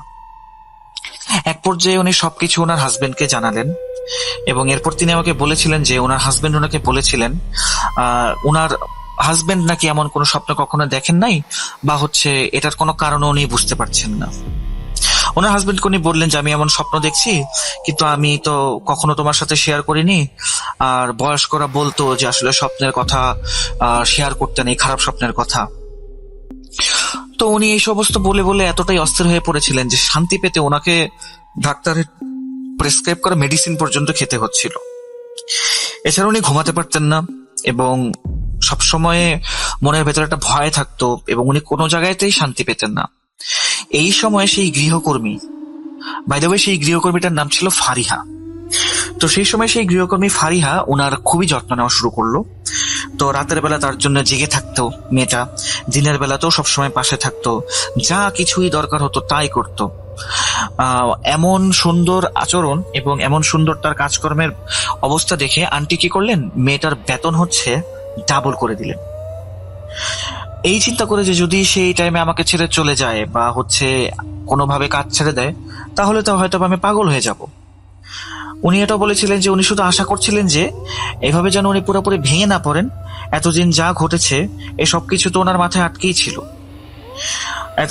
তারপরে হচ্ছে ওনার বাচ্চাটাও মারা গেল, এই জন্য উনি হচ্ছে মনমরা। আর এই মেয়েটাও যদি এখন চলে যায় তাহলে হচ্ছে আসলে ওনার অবস্থা খুব খারাপ হয়ে যাবে।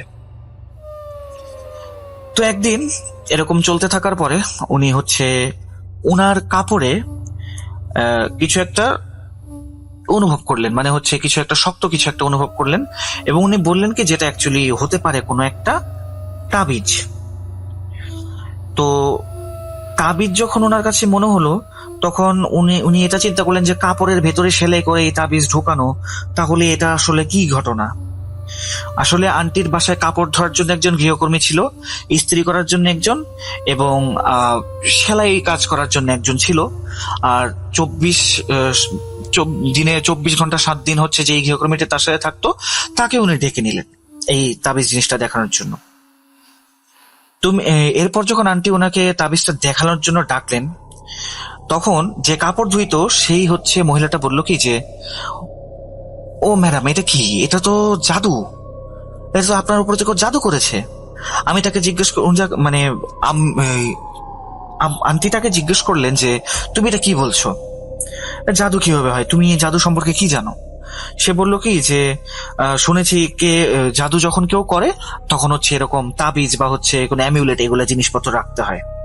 আন্টি চিন্তা করলেন যে আমি কার ক্ষতি করেছি যে আমার উপরে কেউ জাদু করবে, বা আমি তো এরকম ভাবে কোনো অন্যায় করিনি বা কারোর সাথে কোনো খারাপ আচরণ তো করিনি। তখন ওই মহিলাটি আন্টিকে একটা বড় বোনের মতো বুঝিয়ে দিলেন যে দেখেন ম্যাডাম, সময় খুব খারাপ যাচ্ছে, মানুষ তো এতটা ঈর্ষান্বিত হতে পারে এবং হচ্ছে ক্রোধের বশবর্তী বা হচ্ছে হিংসার বশবর্তী হতে পারে, যে কারণে আপনার উপরে জাদু করতে পারে। আপনার পরিবারটা যথেষ্ট পরিমাণে ভালো, আপনার হাজবেন্ড একটা ভালো অ্যামাউন্টের টাকা কামাচ্ছে, আপনার কোনো কিছুর অভাব নেই, সেটা দেখে হয়তো বা কেউ হিংসার বশবর্তী হতেই পারে। আচ্ছা, এই পরামর্শগুলো দেওয়ার পরে আন্টি ওনাকে আর কিছু বলেন নাই। এরপর ওনাদের লন্ড্রির জন্য যে মহিলাটা আছে উনি তাকে ফোন করে জিজ্ঞেস করলেন যে এটা কি তার কাজ কিনা, জামা কাপড় ধোয়ার সময় সেই কাজ করেছে কিনা। আন্টি ওনাদের দুইজনকেই জিজ্ঞেস করলেন, ডেকে অনেক কিছু বললেন, কিন্তু তারা দুইজনই হচ্ছে অবাক হয়ে গেলেন যে এটা আন্টি আপনি কি বলছেন ম্যাডাম, আমরা তো এরকম কখনো কিছু করি না। শেষ পর্যন্ত আন্টি যখন চিন্তা করলেন যে হতে পারে হয়তোবা তারা কোনো কিছু একটা করছে, আন্টি আর রিস্ক নিতে চাননি, ওনাদের দুজনকে হচ্ছে আন্টি কাজ থেকে বের করে দিলেন। এবং নিজে উনি চিন্তা করছেন কি ওনাকে যদি কাজ থেকে বের না করি তাহলে এই পরিস্থিতিটা হয়তোবা সামাল দিতে পারবো না, কাজে বের করে দেওয়াটাই ভালো। এর মাঝখানে উনি ঘরের মধ্যে অনেক কিছু দেখছেন, চিন্তা করছেন, স্বপ্ন দেখছেন, এমন কাগজের প্রভাব দেখছেন, চিন্তা করছেন এসব নিয়ে, কিন্তু ওনার হাজবেন্ডের ভেতরে এরকম কোনো প্রতিক্রিয়া নেই, যেন উনি আসলে এগুলো কিছু বুঝতেই পারছেন না। কিন্তু এর মাঝখানে ওনার হাজবেন্ডও ভালো স্বাস্থ্যের অধিকারী ছিলেন না, উনি কেবলই অসুস্থ থাকতেন এবং আগের চেয়ে অনেক বেশি ঘুমাতেন। এখন যে মানুষ সকাল 6টা-7টায় ওঠে, সে তখন দুপুর পর্যন্ত ঘুমানো শুরু করলেন।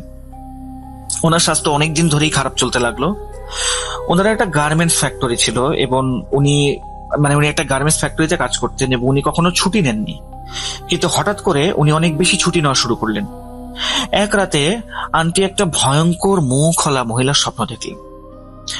এমন ভাবে মহিলাটি নাকি স্বপ্নে গান গাইছিল যেন আন্টির পুরো শরীর এবং মুখে যেন আগুনে পুড়ে যাচ্ছিল, এমন মনে হচ্ছিল আন্টির। সেই মহিলাটি আন্টির স্বামীর দিকে ধেরে আসছিল এবং তাকে ধরার চেষ্টাও করছিল। ওনার স্বামী নাকি ওনার স্বপ্নে ওই মহিলাটার থেকে মুক্তি পাওয়ার জন্য অনেক চেষ্টা করছিলেন, কিন্তু উনি পালাতে পারছিলেন না। আন্টির হাজবেন্ড স্বপ্নে ওনার দিকে তাকিয়েছিলেন এবং সে আঙ্গুল দিয়ে অদ্ভুত কিছু চিহ্ন বানালেন, যা দেখে মনে হচ্ছে কোনো শয়তানি চিহ্ন বা কারো কনস্পিরেসি বা হচ্ছে ষড়যন্ত্র।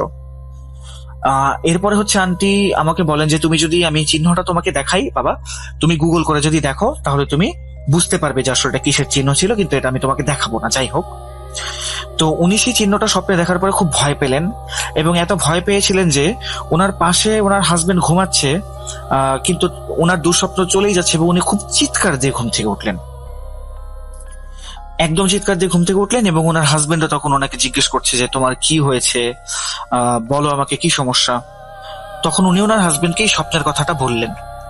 ওনার হাজবেন্ড কিছুক্ষণ চুপ করে বসে রইলেন, এরপরে না উনি কাঁদতে শুরু করলেন। তখন আন্টি জিজ্ঞেস করলেন যে কি ব্যাপার, তুমি কাঁদছো কেন? এই কথা বলে আন্টি ওনাকে শান্ত করতে গেলেন এবং হচ্ছে ওনাকে সান্ত্বনা দিতে থাকলেন। ওনার হাজবেন্ডকে বেশ অস্থির লাগছিল।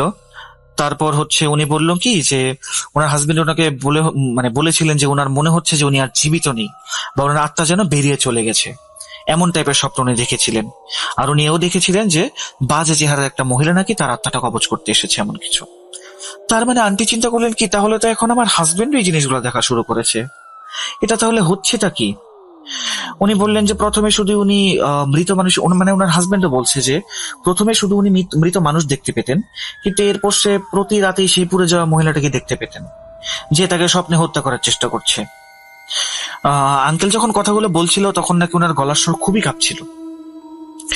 আন্টি ওনার স্বামীকে বলেছিলেন যে উনি গত 3 মাস ধরে এই ধরনের স্বপ্ন দেখছেন, কিন্তু আগে কখনো ওরকম ভাবে বলেননি, কারণ ওনার বোন অ্যামি পরামর্শ দিয়েছিলেন যে খারাপ স্বপ্ন নাকি কারোর সঙ্গে শেয়ার করতে হয় না। তখনই ওনার স্বামী ফজরের নামাজের জন্য ওযু করতে উঠে গেলেন।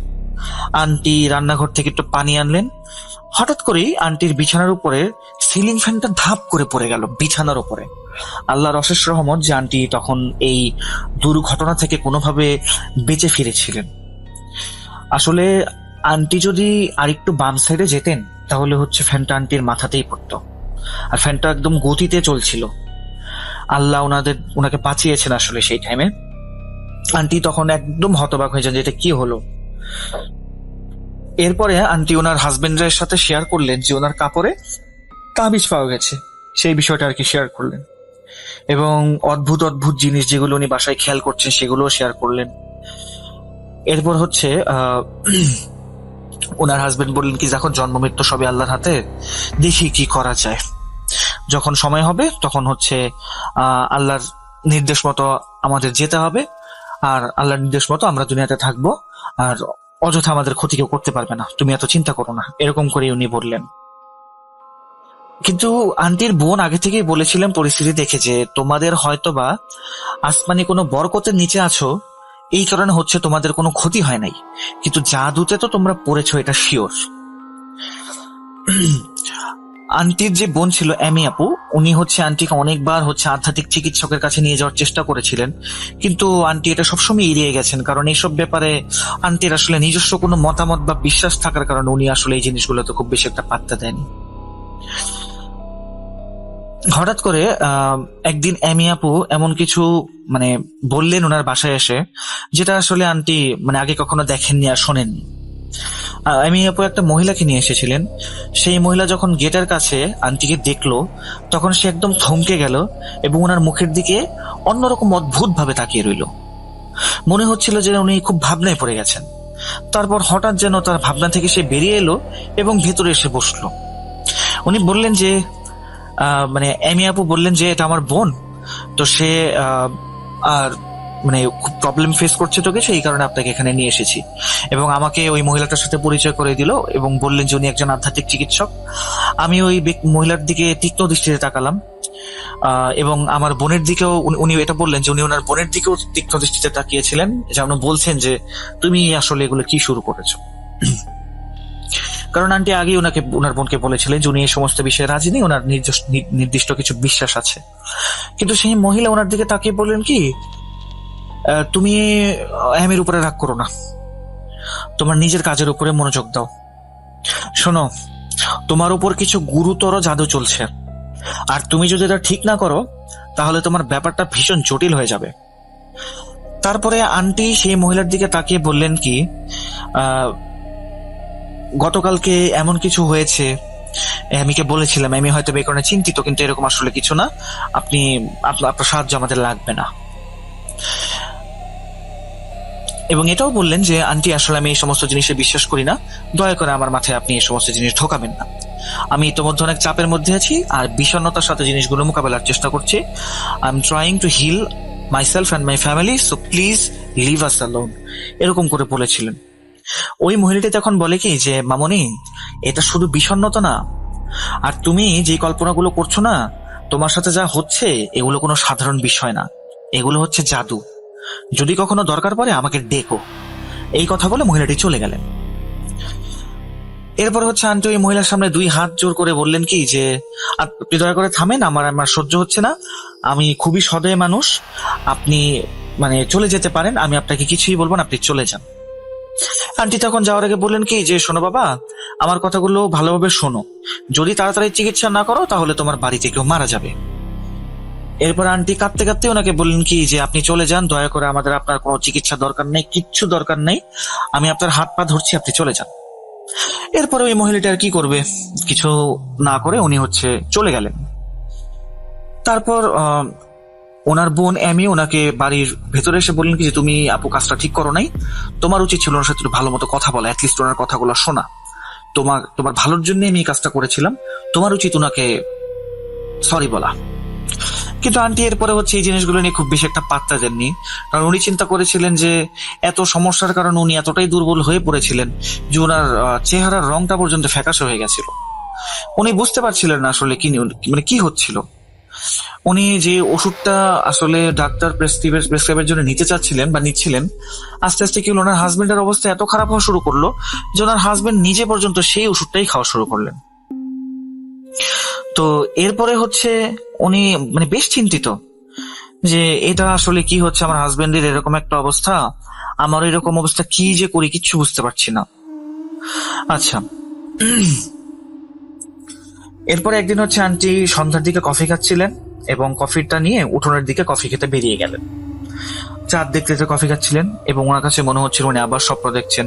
ওনার স্বামী নদীর পাড়ে চোখ বন্ধ করে দাঁড়িয়েছিলেন আর উনি তার দিকে হাত বাড়াতে গেলেন, কিন্তু মনে হলো যে তার স্বামী তার কোনো কথা শুনতে পাচ্ছে না। তো ওনার কাছে জিনিসটা অনেকটা স্বপ্নের মতো লাগছিল, কিন্তু আসলে ওনার হাজবেন্ড ওনার সামনেই তখন দাঁড়িয়েছিল। উনি পাহারাদারকে ডাকলেন, বললাম কি যে দ্রুত ওকে নিয়ে আসো, কারণ ওনার হাজবেন্ড হচ্ছে, আমি এখানে একটা জিনিস ভুল বলেছি, সেটা হচ্ছে উঠোন বলেছিলাম, আসলে উনি ছাদে ছিলেন, চাঁদ দেখছিলেন। তো ছাদের একদম কোনাতে চলে যাওয়ার কারণে উনি পাহারাদারকে বললেন কি যে তাড়াতাড়ি ওকে ধরে নিয়ে আসো, পড়ে যাবে আবার, চোখ বন্ধ করেছিলেন মনে হচ্ছে উনি। যাই হোক, এরপর হচ্ছে ওনার স্বামী চোখ বন্ধ করে তো ছিলেন এবং এমন ভাবে ইশারা করছিলেন যেমনটা সেই স্বপ্নে এই মহিলাটা করছিল। উনি দেখলেন কি যে এই মহিলাটা আঙ্গুল দিয়ে যেরকম শয়তানি সংকেত দিল না স্বপ্নের মধ্যে, ওনার হাজবেন্ড এরকম সংকেত দেওয়া শুরু করলেন। ওনার হাজবেন্ড কয়েক সেকেন্ডের মাঝে চোখ খুললেন এবং তার দিকে তাকালেন, তারপরে সংকেত দিলেন এবং 6 তলা থেকে উনি লাফ দিলেন। ওনাকে লাফ দিতে দেখে তো আন্টির অবস্থা একেবারেই খারাপ। যখন আস্তে আস্তে জ্ঞান ফিরল তখন আন্টি ওনাকে নিজের ঘরে আবিষ্কার করলেন এবং খবর পেলেন যে ওনার হাজবেন্ড আসলে ইতিমধ্যে ইন্তেকাল করেছেন ছাদ থেকে পড়ে গিয়ে। তখন অ্যামি আপু ওনার পাশে এসে বসলেন, কান্নাকাটি করছিলেন এবং তখনও যদিও পরিবারের পাশে থাকার কথা, তারপরে অ্যামি আপু ওনাকে বলেছিলেন কি যে আপা আমি তো তোমাকে আগেই বলেছিলাম, যদিও এটা এখন বলার সময় না, কিন্তু তুমি একটু ভেবে দেখো। কিন্তু আন্টি তখন অ্যামি আপুর কথা গ্রাহ্য করেননি। স্বামীর মৃত্যুর খবর শুনে উনি স্বাভাবিকলি খুবই শকে ছিলেন এবং উনি জানেন না যে কতদিন উনি এই ডিপ্রেশনটার ভেতরে ছিলেন। উনি সবসময় ওনার হাজবেন্ডের স্মৃতি নিয়েই বাসায় থাকতেন। এরপরে উনি ওনার বাবার বাড়িতে চলে যান, যেহেতু এখানে থাকলে ওনার হাজবেন্ডের প্রতিটি স্মৃতি ওনার মনে পড়বে, সেই কারণে এখান থেকে কিছু দূরের জন্য উনি দূরে চলে গিয়েছিলেন। যখন বাড়ি ফিরে আসলেন, ওনার কাছে বাড়ি ফিরে আসার জন্য খুবই মন টানছিল যে ওনার হাজবেন্ডের কাপড় চোপড় উনি কতদিন ধরে দেখেন না। তো উনি বাড়ি ফিরে আসলেন। তারপর সেই 24 ঘন্টা যে কাজ করতো সেই মেয়েটা দেখলেন যে বাসায় আসার পরে দেখলেন যে মেয়েটা রান্না বান্না করছে। আন্টি তাকে বললেন কি যে ফারিহা মা 1 কাপ কফি বানায় দাও, তারপর আমি একটু শুবো, মাত্র আসছি তো একটা কফি বানায় দাও আমাকে। তো এই বলে আন্টি ঘরে চলে গেলেন। তো যাওয়ার পরে সেখান থেকে উনি কি বললেন লিভিং রুমের দিকে যখন যাচ্ছেন তখন রান্নাঘর থেকে উল্টাপাল্টা কিছু আওয়াজ আসছে। মনে হচ্ছিল যেন কেউ কারোর সাথে ফোনে কথা বলছে, যেমনটা গোপনে যদি কেউ কথা বলে। আন্টি যদিও কারো পার্সোনাল বিষয়ে কোনো কিছু ইন্টারফেয়ার করতেন না, কিন্তু ওই দিন এই জিনিসটা ওনার একটু চিন্তা হলো যে গোপনে কথা বলছে, এটা আবার কি ধরনের কথাবার্তা। তো জানালার ওই পাশে আসলে কে, কার সাথেই বা কথা বলছে, কারণ এখন তো মোবাইল ফোনেরও যুগ ছিল না আসলে ওরকম। তো জানালার পাশে হয়তোবা কেউ এসছে যার সাথে কেউ হয়তোবা কথা বলছে। তো এরপরে যখন আন্টি ঘরে গিয়ে ফারিয়াকে জিজ্ঞেস করলেন যে তুমি কি কারোর সাথে কথা বলছিলা, ও সরাসরি না করলো, বললো কি যে না আমি তো কারোর সাথে কথা বলি নেই ম্যাডাম, আমি নিজেই আসলে গান করছিলাম। আচ্ছা যাই হোক, এরপরে উনি একদিন ছাদে কাজ করছেন, ওই ফারিহা কাজ করছিল ছাদের উপরে। তো তখন উনি যখন পেছন থেকে আসলেন তখন উনি দেখলেন কি ছাদে অন্য একটা লোক দাঁড়িয়ে আছে এবং ফারিহা তার সাথে দাঁড়িয়ে। সে বলছে যে ওনার তো হাজবেন্ড তো মারা গেছে, এবার আন্টির পালা, আন্টি মরলেই আমার প্রতিশোধ পুরোপুরি মিটে যাবে। তো এই কথা শুনে তো আন্টি একেবারে অবাক যে এটা কি বলছে। আন্টি সাথে সাথে ওনার মেয়েটার চুলের মুষ্টিটা ধরে ফেললেন এবং টান দিয়ে তাকে বের করে আনলেন এবং গার্ডের সামনে বসিয়ে গার্ডকে বললেন কি যে এটার উপরে নজর রাখো। এরপর উনি ওনার ভাইকে এবং অ্যামি আপুকে ফোন দিয়ে দ্রুত আসতে বললেন। অ্যামি আপু এবং আন্টির ভাই দুজনে চলে এলেন। যখন আন্টি ওনাদেরকে সবকিছু খুলে বললেন তখন ওনার ভাই রেগে গিয়ে পুলিশের ভয় দেখানো শুরু করলো মেয়েটাকে বললো তাড়াতাড়ি সবকিছু বল, না হলে পুলিশ দিয়ে তোকে এখন ধরাবো। প্রথমে সে সবকিছু অস্বীকার করলেও কিছুক্ষণ পরে যখন আমরা পুলিশের কাছে যাওয়ার চিন্তা ভাবনা করছিলাম তখন সে মাপ চেয়ে কাঁদতে শুরু করলো। আন্টি বললেন, তখন মেয়েটা বলতে লাগলো যে তাকে যদি ছেড়ে দেওয়া হয় তবে সে সবকিছু স্বীকার করবে। তখন আন্টি তাকে বললেন কি যে তাড়াতাড়ি এসে সবকিছু বল, তুমি এখন পর্যন্ত যা কিছু করেছো সবকিছু আমাদেরকে বলো। এরপরে মেয়েটা কি করলো, ঘরের বিভিন্ন জায়গা থেকে নানান ধরনের তাবিজ তুলে আনলো এবং এমন এমন কথা বলছিল যেগুলো শুনে আসলে আন্টির পায়ের তলা থেকে মাটি সরে যাচ্ছিল। ওনাদের গৃহকর্মী ওনাদের উপরে জাদু করেছে এবং শুধু জাদু না, সে নাকি নিজেই করেছে। যেভাবে সে ব্যাখ্যা করছিল তার আন্টি যেন রক্ত জমে যাচ্ছিল শরীরের ভিতরে। সে বলছিল আন্টিদের উপরে শুধুমাত্র সাধারণ জিনিস দিয়ে কালো জাদু করে নাই, সে বালিশের মধ্যে করেছে, বিছানার নিচে, আলমারির মধ্যে, এমনকি মাটির ভেতরেও করেছে। আন্টি বললেন কি যে আর যে তাবিজগুলো আছে সবগুলি বের কর। 15-20 মিনিট পরে সে তাবিজগুলো সব আবার বের করে নিয়ে আসলো, টেবিলের উপরে রেখে দিলেন। আন্টি হচ্ছে মাথায় হাত ধরে বসে পড়লেন। তারপরে আন্টির ভাই দ্রুত ওই মেয়েটাকে বললো কি আর কি কি সমস্যা আছে সবকিছু বের কর, আর তুই এটা কেন করেছিস বল। সে বলতে শুরু করলো যে সে মৃতদেহের কাটা এবং ছাই মিশিয়ে নাকি আন্টিদেরকে এবং তাদের পুরো পরিবারকেই খাওয়াতেন ওই জাদুকর মেয়েটা। সেই মুহূর্তেও নাকি আন্টির হাতে কফি ছিল, কফির মগটা আন্টির হাত থেকে পড়ে গেল এবং আন্টি বমি করতে চাচ্ছিলেন। এমন সময় তার আন্টির ভাই বললেন কি দ্রুত অন্য কিছু নিয়ে আসতে, যেন ভেতরে গিয়ে কফির ক্যান খুলে আনতে বললেন আর কি। ক্যানটি খুলে দেখা গেল আসলেই সেখানে হচ্ছে হাড় জাতীয় কিছু একটা ছিল। মানে একটার পর একটা শকিং নিউজ আর কি। মেয়েটা বলেছিল যে আপনার যে বাচ্চাটা ছিল সেটাকে আমিই মেরেছি, আপনার স্বামীকে আমিই মেরেছি। আমি আন্টি এই কথা শোনার পরে আন্টি চিন্তা করছিলেন কি যে আমার জীবনে এটা কি হলো, আসলে এটা কেন হলো। এই কথা চিন্তা করে আন্টি হচ্ছে মেয়েটার গালে গিয়ে একটা জোরে থাপ্পড় মারলেন এবং বললেন কি যে তুই এটা কেন করলি, আমরা তো তোর যত্ন নিতাম, তুই আমাদের বাড়িতে খাইতি, তুই আমাদের বাড়িতে থাকতি, তোরে তো কোনো কিছুর অভাব রাখি নাই, তুই এই কাজ কেন করলি। ফারিয়া বলতে শুরু করলো যে আমি এসব করেছি রিভেঞ্জ নেওয়ার জন্য বা প্রতিশোধ নেওয়ার জন্য। আন্টি জিজ্ঞেস করলেন যে কিসের প্রতিশোধ। সে বলল কি আমি সেই দারোয়ানের মেয়ে যাদেরকে তোমরা চোরের সাথে বা ডাকাতের সাথে সংযোগ আছে সন্দেহ করে বের করে দিয়েছিলে, আমি তার মেয়ে। আমার বাবা এই ঘটনার পরে এতটা লজ্জায় পড়েছিল যে এলাকায় জানাজানি হওয়ার পর আমার বাবা কোনো ধরনের কোনো কাজ আর পান নাই, আমাদের ভাই বোনদের ভরণ পোষণ উনি করতে পারেন নাই এবং এই কষ্টে একদিন উনি আত্মহত্যা করেন। তো এই কথা শুনে আন্টি তো মানে একেবারে চুপ। মেয়েটি পরে বলছে কি যে আর আমার বাবা এইভাবে মারা যাওয়ার পরে কি আমি প্রতিশোধ নিব না, তোমরা যদি আর কিছুদিন হচ্ছে অপেক্ষা করতে তাহলে হচ্ছে তোমরাও মারা যেতে সবাই। মেয়েটার মুখে এই কথা শুনে আন্টির মুখে আর কোনো কথা নেই। এরপরে হচ্ছে সেই মেয়েটাকে ওনারা বাসা থেকে বের করে দেয় এবং হুজুর ডেকে এনে বাসায় কোরআন খতম দেওয়ায় এবং হচ্ছে সৎকা দেওয়ার মাধ্যমে হুজুর বলেন যে এরপর আর ওনাদের বাসায় কোনো কালো জাদুর কোনো কিছু ছিল না।